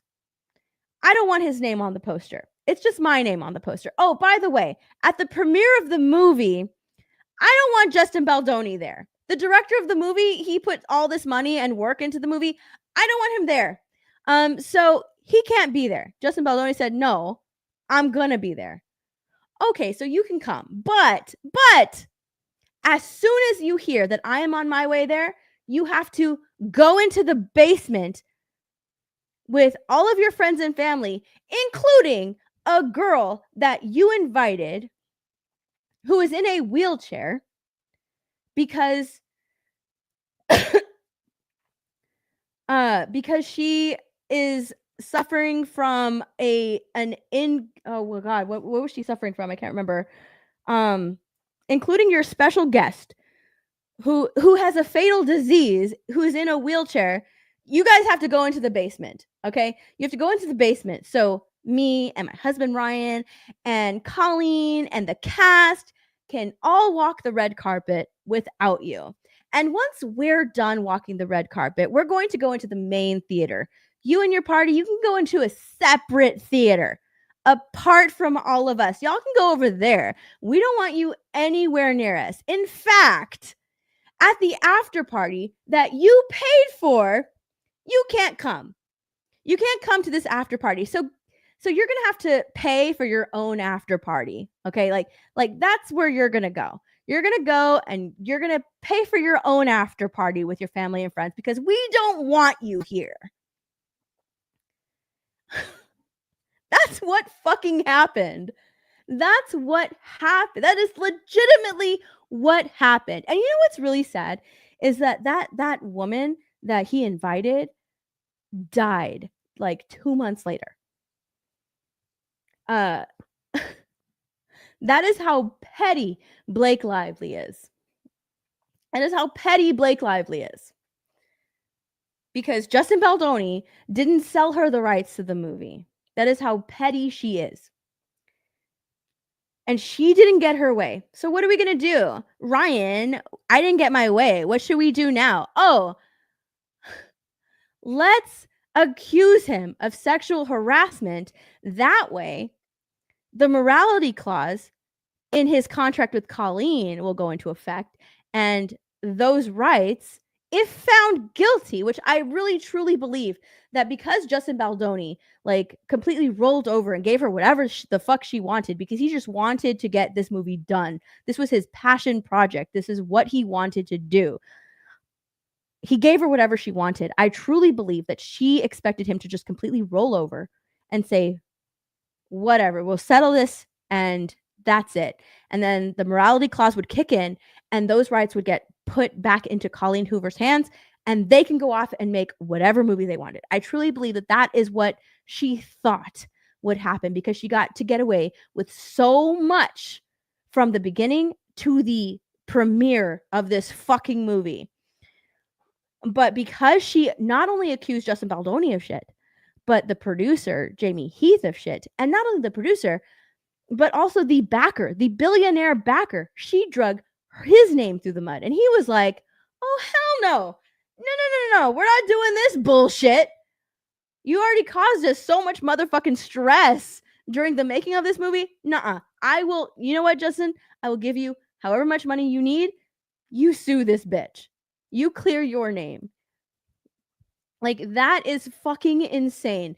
And so I really, truly fucking hope that they go to court because they need to go to court. They truly need to go to court. I'm so glad that Justin, he's not settling out of court. He's not doing that. He's told Blake Lively that like he can't believe. It's so funny because I did a whole video on the voice message that he left Blake Lively. It's like a 6-minute long voice message. And in that voice message, he apologized. He apologized on behalf of the directors that she has dealt with in the past who she claimed didn't want to take her input, didn't appreciate that, you know, she was this talented artist, this talented actress, and they didn't take her input. So she sort of like victimized herself in order to make Justin Baldoni feel sorry for her. So that way he'll take the rewrite pages that she did, right? That was basically her goal. She victimized herself into Justin Baldoni agreeing to whatever rewrites that her and Ryan Reynolds like came up with. Like, I am talented enough for this, Justin. And he ended up in this voice memo thing, apologizing to her on behalf of all of these directors that she had to deal with in the past. And he's like, I can't believe that, you know, we're in this business and that we have to deal with people like this. He's apologizing to her. And in this video that we just watched, she is saying that this is what she does. She goes into the movie like, oh yeah, I'll be hired as the actress. Of course I will. I'll totally come onto your film and just, you know, stand on my pink little mark and act. When in reality, that's not what she wants to do. That's not fulfilling enough for her. She wants to act, be in charge of the costume, which she did on It Ends With Us. She ballooned their costume budget. She wants to be involved in editing. She wants to be involved a little bit in directing. And you saw that on the set of It Ends With Us and all of the receipts that have come out. She 100% did that. She wants to be involved in the marketing. She was 100% involved in the marketing. In fact, that's what kicked this whole thing off, is the out of touch marketing that she was involved in with this fucking movie. People could tell that, hey, maybe it's not an okay thing to market this domestic violence movie as a rom-com, sort of like Barbie movie. We shouldn't be doing that. That's a little bit out of touch. Hey, maybe, maybe, just maybe, Blake Lively, you shouldn't name a drink after your abuser in this movie. I think that that's a little bit out of touch. I wouldn't want to drink, the drink of that's named after your abuser in this movie. I think that's not right. I know you want to market your alcohol brand, but maybe not, name a drink after your abuser in this movie. Also, Ryan, I know your husband's coming out with Deadpool and Wolverine, and you're coming out with It Ends With Us, but like, let's not Barbenheimer these two things. Oh, maybe we shouldn't do that. And I know that you don't want to talk about abuse victims in your marketing. You want to stray away from that. But maybe it's a good thing to acknowledge that, people sort of like go through this, and that's part of the reason why you wanted to make this movie, to sort of like give them a voice, maybe. I don't know. But the fact that you're staying away from it and calling it a little bit of like, I don't think I want you to come up to me and tell you how important this movie makes you feel, or how important this movie is for you. Don't come up to me at all, right? Like, I don't want you to come up to me. Like, please don't. I'm Blake Lively. You shouldn't be talking to me at all. Don't even look at me. That's what kicked this whole thing off, is the fucking marketing, which was totally out of touch. Like, people were looking at this and thinking, what the fuck is this? This isn't the book that I read. This doesn't represent anything. Like, it was insane. And she was just like, how could people not like the marketing? I'm Blake Lively. Like, this is clearly a brainchild. This marketing was like me and Ryan's idea. This is our brainchild. It should work. And it didn't. People didn't like it. So it's fucking insane. Like, all of this is crazy. I really don't know why like more people are talking about this, but it is what it is. And I'm like totally fucking invested in this story. Like, they're supposed to go to court, I think a year from now. But if it gets to the point where the jury pool is tainted, which is what Blake Lively's lawyer is saying is happening, then they're going to move up the court date like really, really soon, like this year. I think they said like in March of this year, because it's supposed to be in March of next year. But the judge said that like if it gets to the point where the jury pool is tainted, which is what her lawyer is attesting to, like, it's so many people are not on Blake's side because they can see what's happening. They can clearly see it, like light of day. Everything is out there. They can see what's happening. Her lawyer is like, the jury pool is going to be tainted. We can't, like, all of this bad stuff is coming out against my client because Justin Baldwin's lawyer is putting out all these receipts. And it's like, I'm sorry. He's defending his client because Blake Lively put out this entire hit piece. And what is he supposed to do? Just sit there and take it? No. He's showing that, like, actually, this didn't happen, this didn't happen, this didn't happen. And we have the receipts to prove that. He is defending his client. And the judge sided with him. He's like, yeah, like, that's in his countersuit. All of this information that you're saying shouldn't be out there open to the public. That's all in his countersuit. It's just, he is defending his client. But if it gets any bigger, I suppose, like they're saying that, it could taint the jury pool, they might change the date. And the judge said that they might change the date to like this year, either March or April, some shit like that. But that's fucking wild. You know what's even wilder? Here's what's even wilder. This is what happens when a mid manages to get with Ryan Reynolds. Dude never should have gassed her up. Dude, I don't get it. Like, I don't know. I never watched Gossip Girl, so I don't know. I didn't really know who Blake Lively was. She was in the Sisterhood of the Traveling Pants. I watched that movie like once, and that was the only thing that I knew her in.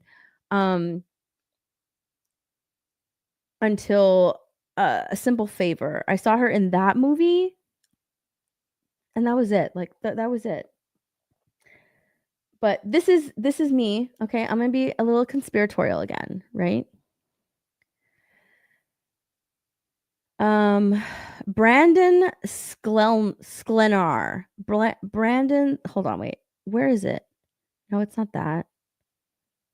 It's not that. Hold on, wait. Is that? Oh, here it is. Yeah, Brandon Sklenar. This dude. Okay. Brandon Sklenar. This is something that like I put out right here. Brandon Sklenar is reportedly on the short list to play Nova in the MCU. If you don't know who Brandon Sklenar, I think that's how you say his last name. I don't know. If you don't know who he is Blake Lively's co-star in It Ends With Us. And not only is he the co-star, but because Blake Lively didn't want to do any promotion with Justin Baldoni, she like completely got the cast to completely ice him out. She ended up doing a lot of marketing with this guy, Brandon Sklenar, including like that weird marketing thing that this dude did with Ryan Reynolds. It was like with Ryan Reynolds' mom, and with Hugh Jackman. It was like this really weird skit that they put together for It Ends With Us. And at the end of that skit, you hear Hugh Jackman saying like, I think we found the next Wolverine, right? So when I saw that, I was like, oh, right. Oh my gosh, what is it called? Like, what is it called? What is the word I'm looking for? Oh my gosh, it's like at the tip of my brain. Oh my gosh. Holy shit. I can't think of the word. I hate when that happens. I'm trying to think of this word and I can't remember what the fucking word is. Oh my god, what is the word I'm looking for? What is the word I'm looking for? Networking. That's the word I'm looking for. Like, okay, so when I saw that initial that was the very first thing actually that I saw for It Ends With Us, right? And I thought that it was a rom-com.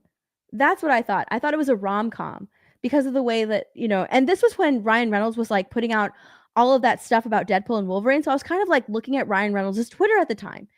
And he put out that weird It Ends With Us marketing skit with this guy, Brandon Sklenar, and his mom and Hugh Jackman. At the very end, they're like, I think we found the next Wolverine, right? And so I was just like, oh, okay. So like networking, maybe Brandon's going to be in like being brought into the MCU at some capacity, right? Because it looked like they were like bros now. Like that's how it looked. Because if you go to the red carpet, they're all together.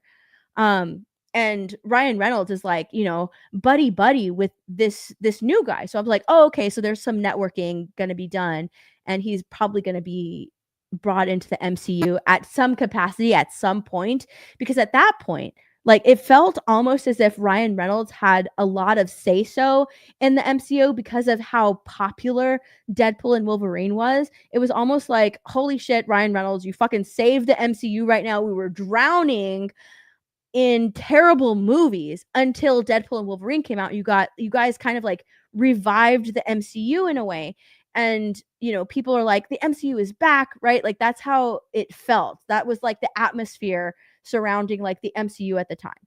So it was almost as if like Ryan Reynolds had a little bit more pull in the as far as like things that are happening in the MCU, because he started putting things like out on his Twitter, like, do you guys want an old man Blade movie? Do you guys want Wesley Snipes back? Because so many people were really excited to see Wesley Snipes back as Blade. So many people were excited to see Channing Tatum as Gambit. And he's like, would you like to see Gambit brought back? Right. It was just continuing this like build of excitement within the MCU because we want these actors to be brought back. And we were already like super excited to see them in Deadpool and Wolverine. So it very much felt like he had a lot of pull. And then then all of this Blake Lively shit happened, right? And it was so many things were coming out against Ryan Reynolds and how terrible he was to Justin Baldoni. And in the back of my mind, I kept thinking of like, what about the fucking cast? Because the cast completely iced out Justin Baldoni. There's no fucking way that every single one of them believed this shit, right? But then I was like, well, it's fucking Hollywood. Like, of course they would.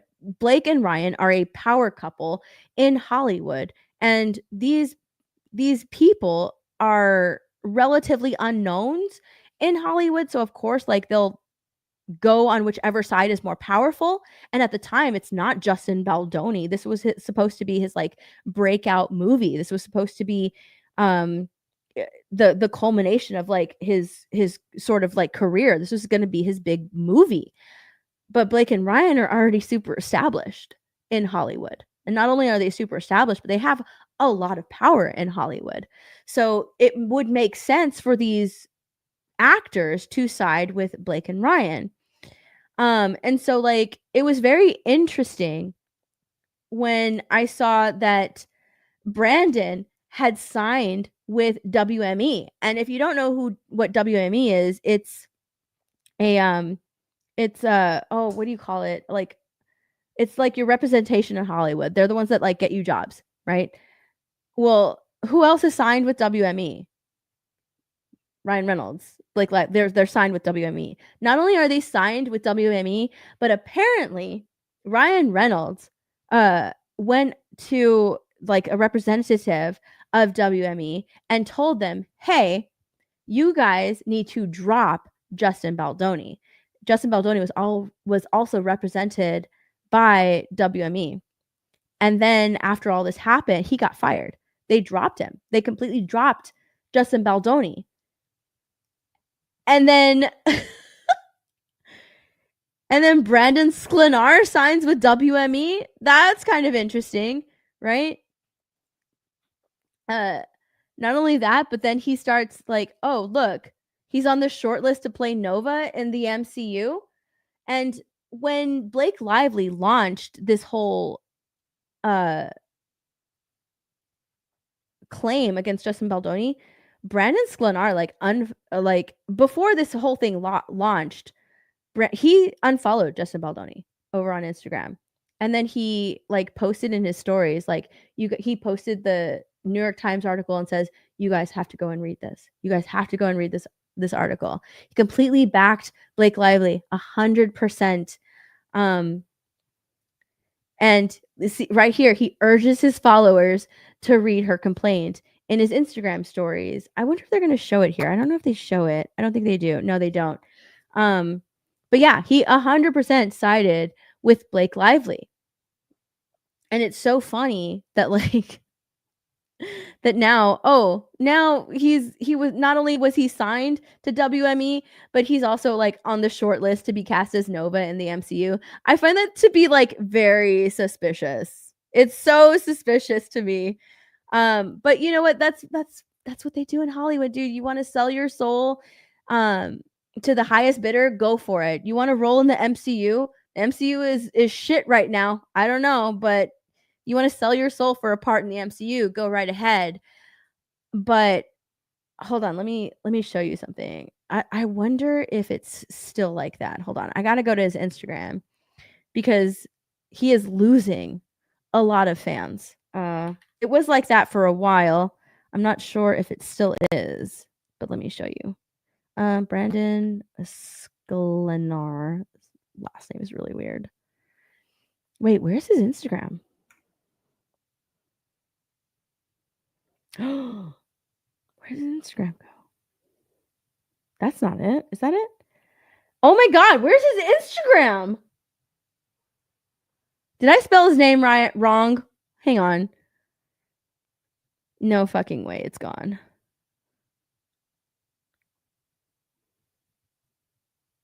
Oh, there it is. Holy shit, I was gonna freak out.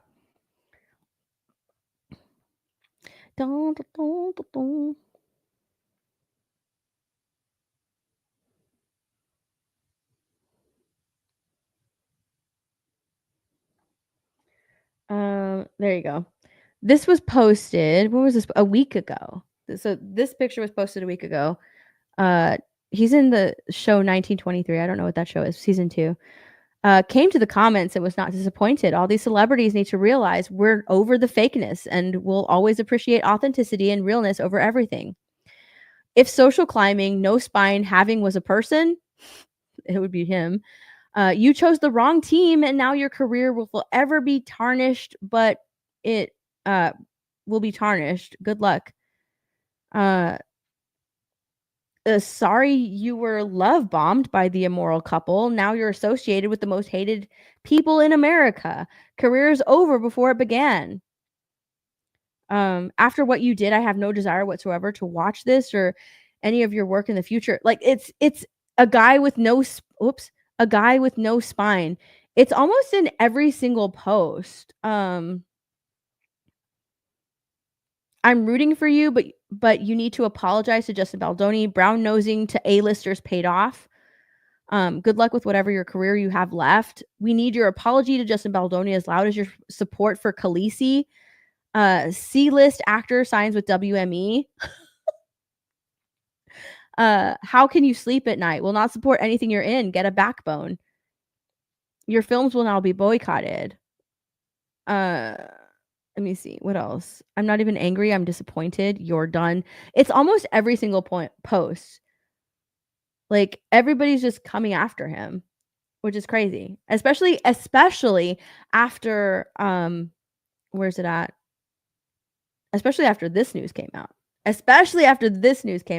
A lot of people were like, "Holy shit, now we see why you sided with Ryan Reynolds and Blake Lively." 1923 stars Harrison Ford. Oh, okay.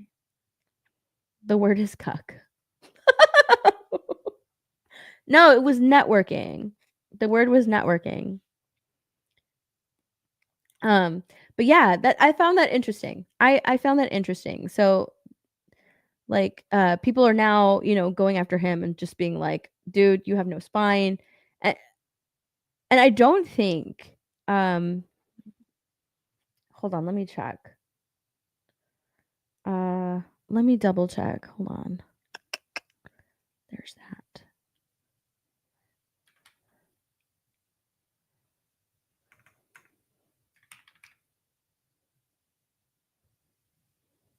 Okay. Yeah. So as far as I can tell, he is still following. Yeah, he is still following Blake Lively and Ryan Reynolds. Is he following Colleen Hoover? It doesn't look like it. But yeah, he is still following the couple, and if he gets hired, if he's on the short list, but if he gets cast as Nova in the MCU, then you know what?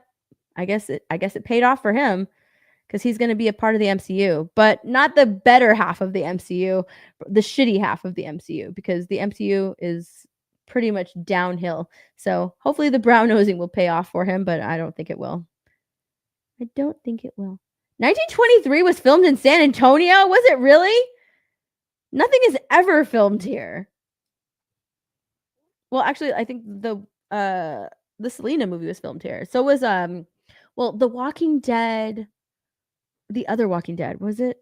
Fear the Walking Dead was filmed like near Austin somewhere. Hardly anything is filmed in San Antonio. That's cool.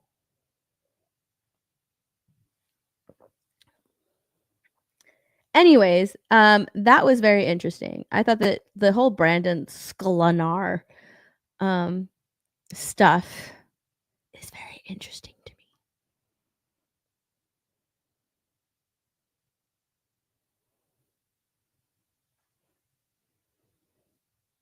Oh my god, shut up. Look at this. This is how close they are. Blake Lively is tagging James Gunn into a post recommending Sklenar. She says, "I'm so happy for you, my friend." So Brandon wants to play Batman. That's a really big thing. He wants to play Batman. And she says, I'm so happy for you, my friend. They're lucky to have you. Also, I'm seeing this Batman chatter. I volunteer wait, what? I volunteer yourself as tribute. At James Gunn knows how to give the people what they need, and this they need. And then he replied back with a heart, the Batman symbol, and a smiley face.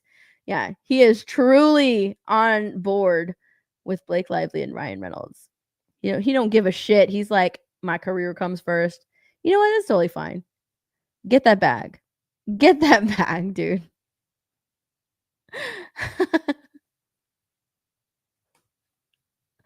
Whatever. I just think it's so sad. It's such shit. It's such shit.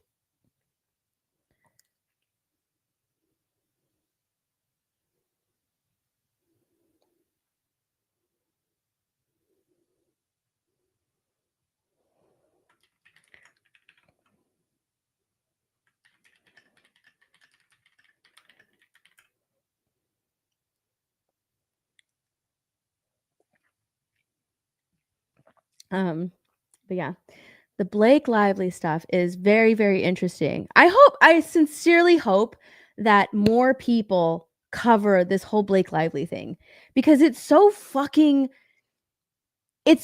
interesting, and what's being done to this man is atrocious. It truly is atrocious. It should not be happening. Oh my gosh, I totally forgot. They were on Ryan Reynolds actually made a joke. Ryan, hold on, let me pull that up because it got shared. Hang on. Here it is. Is this the whole? Yeah, that's the full skit. It got shared because they know that it got shared in Toxic Femme chat because they know that I'm covering all of this stuff. Hold on, let me find the full skit. Here it is. And then let me find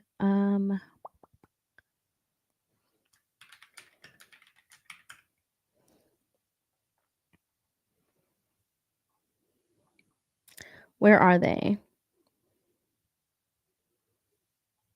They were on the red carpet. Oh, here they are. Dude, oh my god.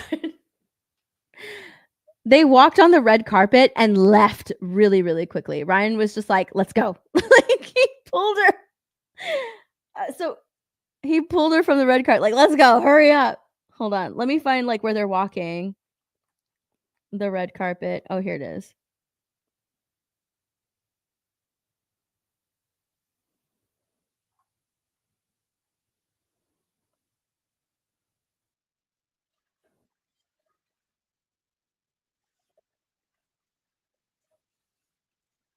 Hang on. I'm trying to find where he's like, let's go. Hurry up. Where is he at? You know, it's probably shared in the Toxic Femme chat. Hang on. Let me find it. Oh my gosh. They're sharing so much stuff about Elon Musk. It's hard to find everything. But I know that that's where I saw it. Because they're like, look who's here. Look, it's Blake Lively.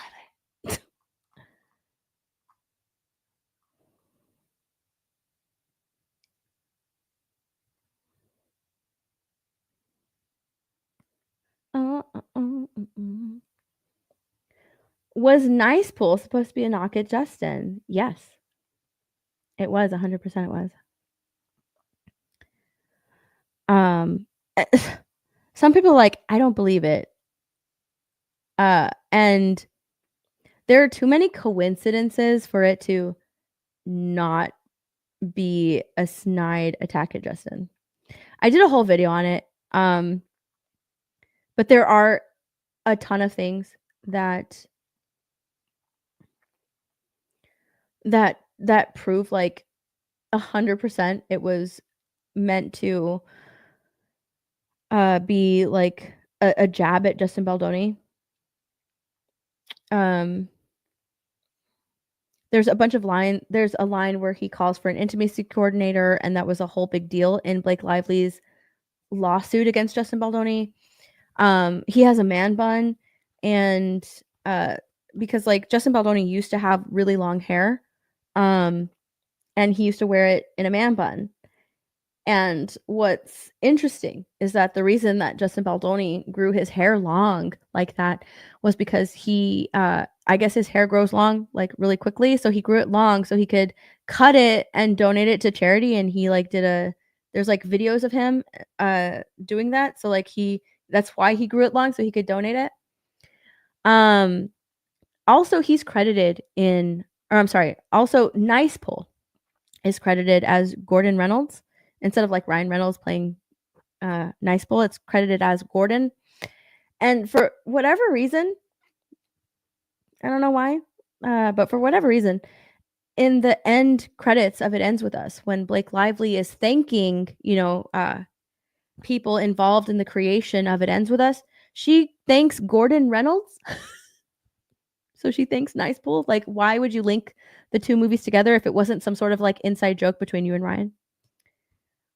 So, also Blake Lively, I know she had a body double, in the Lady Pool suit, but she plays Lady Pool and she was the one that kills Nice Pool. And Nice Pool dies in front of a flower shop, and she played Lily Bloom in It Ends With Us, and Lily Bloom owns the flower shop. There's too many coincidences for it to not be on purpose, for it to not be purposeful. So yeah.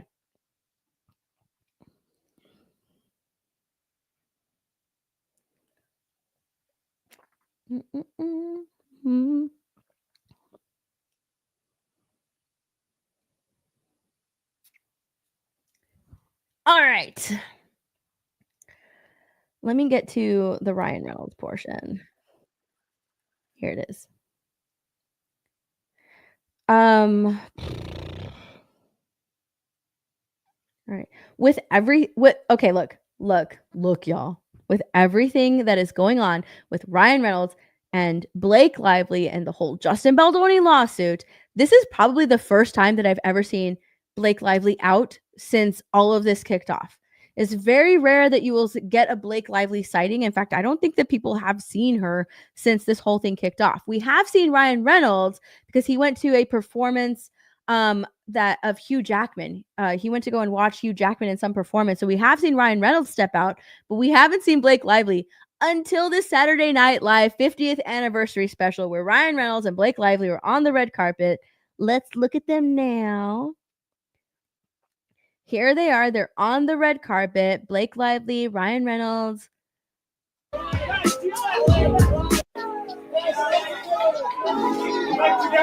This is the first time we've seen them together. Seriously.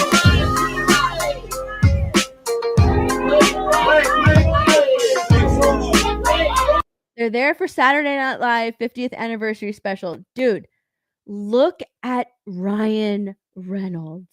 Hold on. After everything that's happened, this man, let me open this up in a new tab. I should have shared my entire thing. After everything that's happened, this man looks like he has aged like 10 years in 3 months. Look at him. Look at his face. He looks awful. Like, that wasn't the same guy that was promoting Deadpool and Wolverine. He looks stressed. He looks like he hasn't slept much. He looks completely drained. Yes! Oh my God, he looks drained. Yes! He looks completely drained. And look at Blake Lively, like not a fucking care in the world. That stress, it looks like stress. But he looks awful. He looks awful. When I saw this picture, I was like, holy shit, she is literally draining the life out of this man. What the hell? Let me see if I can find a photo from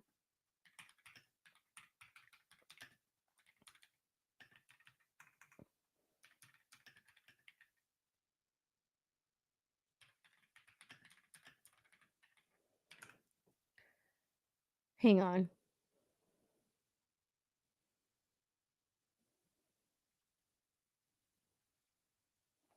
Because there is a huge difference. Hold on, wait.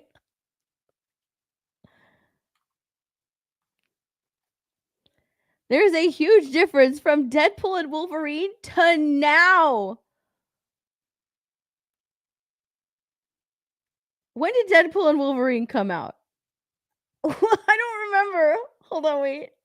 Let me just share a window because this will be easier. This is Deadpool and Wolverine. And he looks. This is now.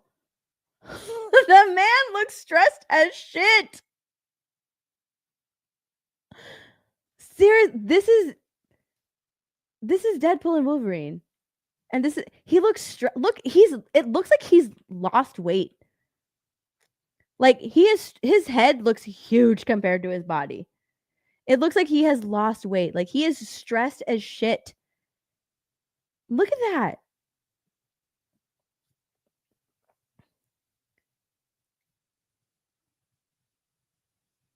You can see, oh, he's going into Ariana Grande territory.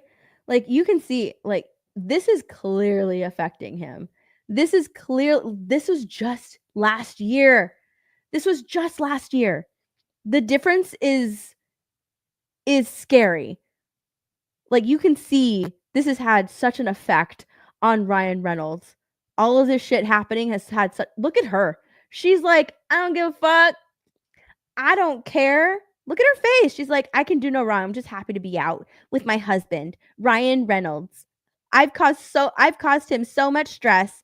He's clearly lost a lot of weight, but I don't care. This was he looks so much happier in this group of men than he does with me, Blake Lively, his wife, Ryan Reynolds, his wife, who is causing him so much stress. Like, holy crap. I cannot believe how he looked tonight. That was insane. But I have to stop sharing my screen because now I have to share audio. Let me go to this.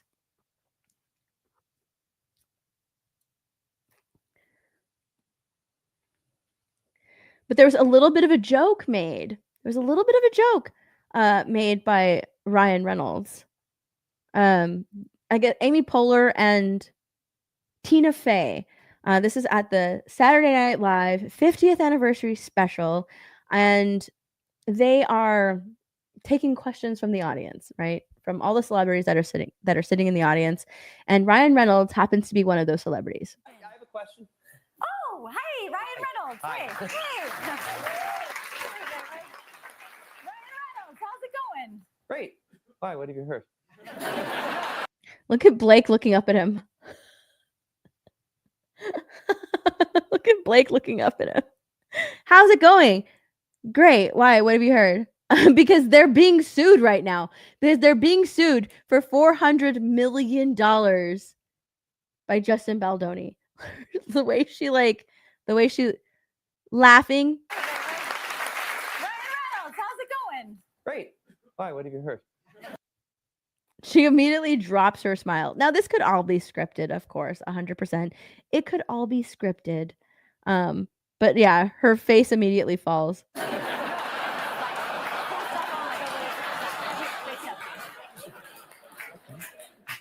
Look at her face. And then the skit proceeds on.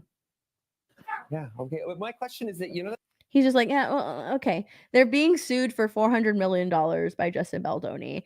I think that it's stupid, on their part anyways, to include that into this, incorporate that into the skit, because I don't know, maybe it's for public image. Like, we're not taking this seriously, so we can just joke about it, right? At the SNL 50th anniversary. We're not taking this seriously. But at the same time, it kind of looks bad on them because their lawyer is very much taking it seriously and their clients are making a joke about it at this show. Oh my God, I just noticed Cher off of the, look at Cher back here. 300, it's 400 million. Did they drop it? It's 400 million. I don't know. It just seems to me. Oh, his media company Mint got 300 million. Oh, okay. Well, he's about to give that all to Justin Baldoni. I really hope that he wins, that Justin Baldoni wins. Is that yeah, that's Kevin Costner right there.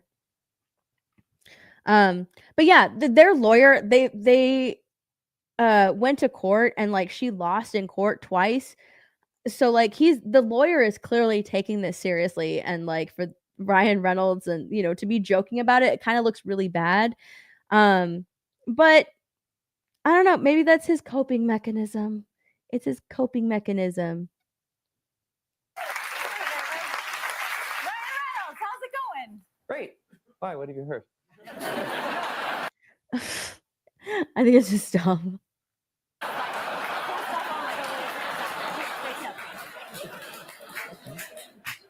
Yeah. Okay. My question. Yeah. They're getting sued for $400 million. But let's make a joke out of it. Let's make a joke out of my wife's sexual harassment lawsuit that I clearly think is legitimate, right? It's a legitimate lawsuit because I firmly believe all of my wife's accusations against Justin Baldoni. I take it so seriously that I'm just gonna make a joke about it.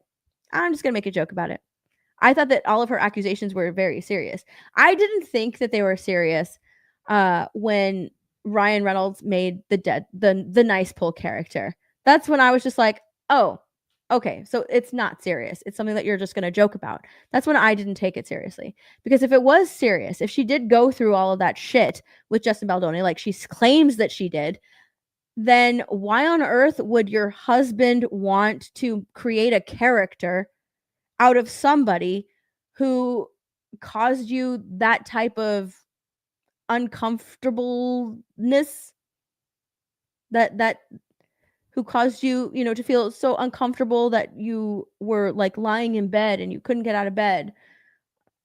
Why would you joke about that if it's serious? If it's not serious, then you can joke about it. If you just don't like the guy, then you make fun of the guy, right? But if it's a serious accusation, then you take it seriously.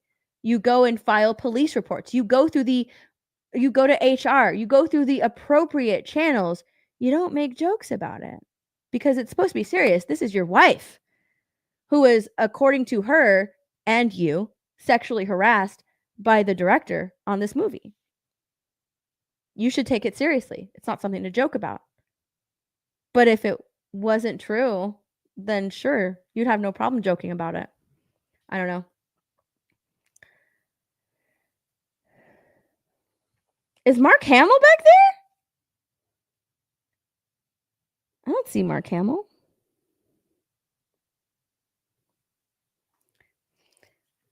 I don't know. That's just how I feel about that.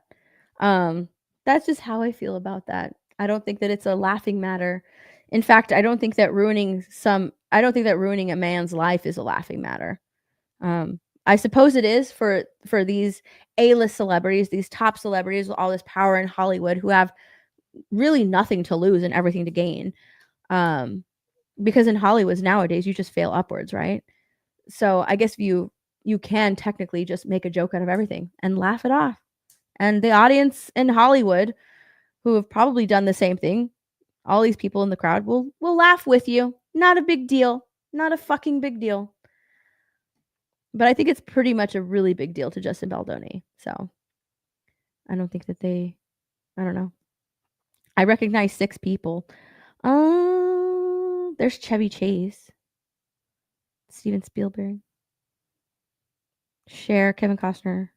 I think that's this dude. I don't know his name though. That's the only people I recognize. Oh, is that Robert De Niro? I think that's Robert De Niro. And that's Will Ferrell right there. And I can't remember her name.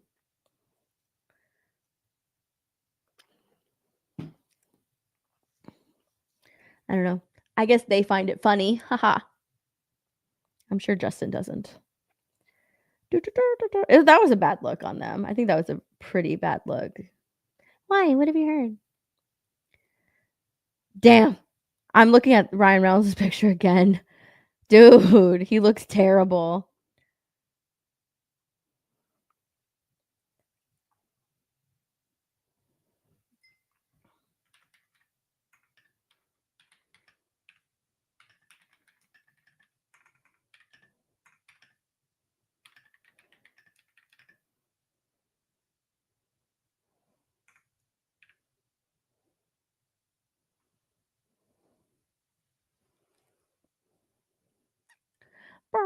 Ryan needs a new wife. Well,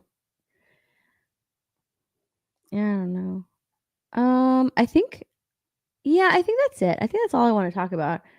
I've been live for almost 4 hours. You know what I wanted to do after this? I was like, I'm gonna do Talk Nerdy for a little while, and then I'm gonna go live on Kick and play Hello Kitty Island because I bought that game. I'm not gonna do that anymore. I've been live for way too long. I'm gonna go to bed. That's what I'm gonna do. I'm gonna go to bed. But I had fun. I had a lot of fun. Oh, Vice for $10. I'm not surprised by this at all. Have you seen those strange camps up in Canada that Ryan and Mark Ruffalo have where they teach kids how to be social justice warriors? No? Is that a thing? I have not. No fucking way. I haven't seen that. No, I have no idea what that is.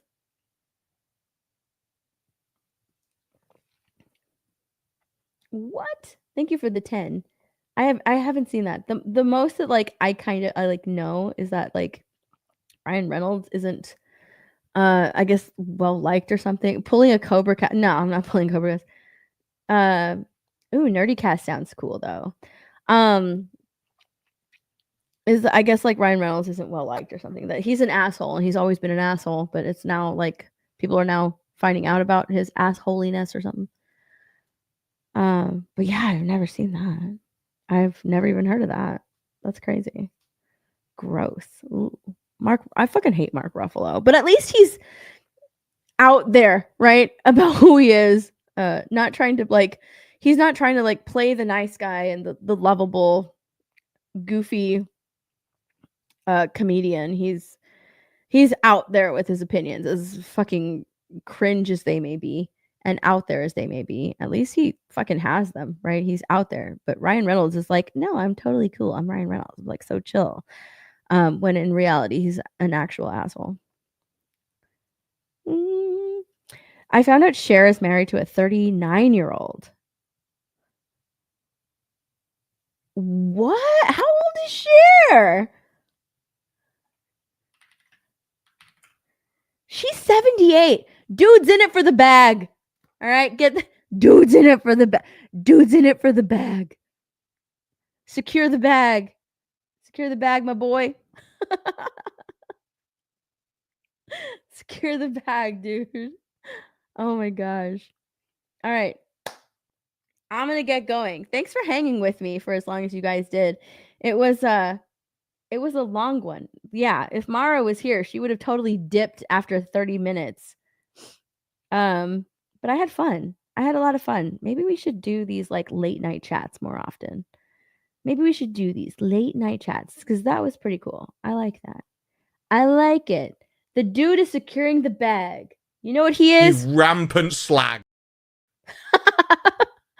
No, Cher. You know what Cher is? You rampant slag. That's okay. That's totally okay. He's securing the bag. All right. I'm going to get going. Thank you for hanging out with me. And tomorrow's Monday, Makeup and Media. Maybe we'll do it. Maybe we'll do a Makeup and Media.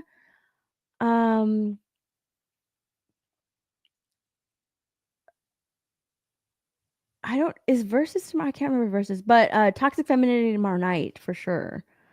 I don't know. Maybe Makeup and Media. Not sure. But anyways, I will see you regardless tomorrow on a stream. Not sure which one yet. Could be Makeup and Media. Could be someone else's stream. Not too sure. But I will see you tomorrow on some stream. Thanks for hanging with me. Bye, everyone. I played the wrong one. I played the wrong outro. Let's do the real one. Bye.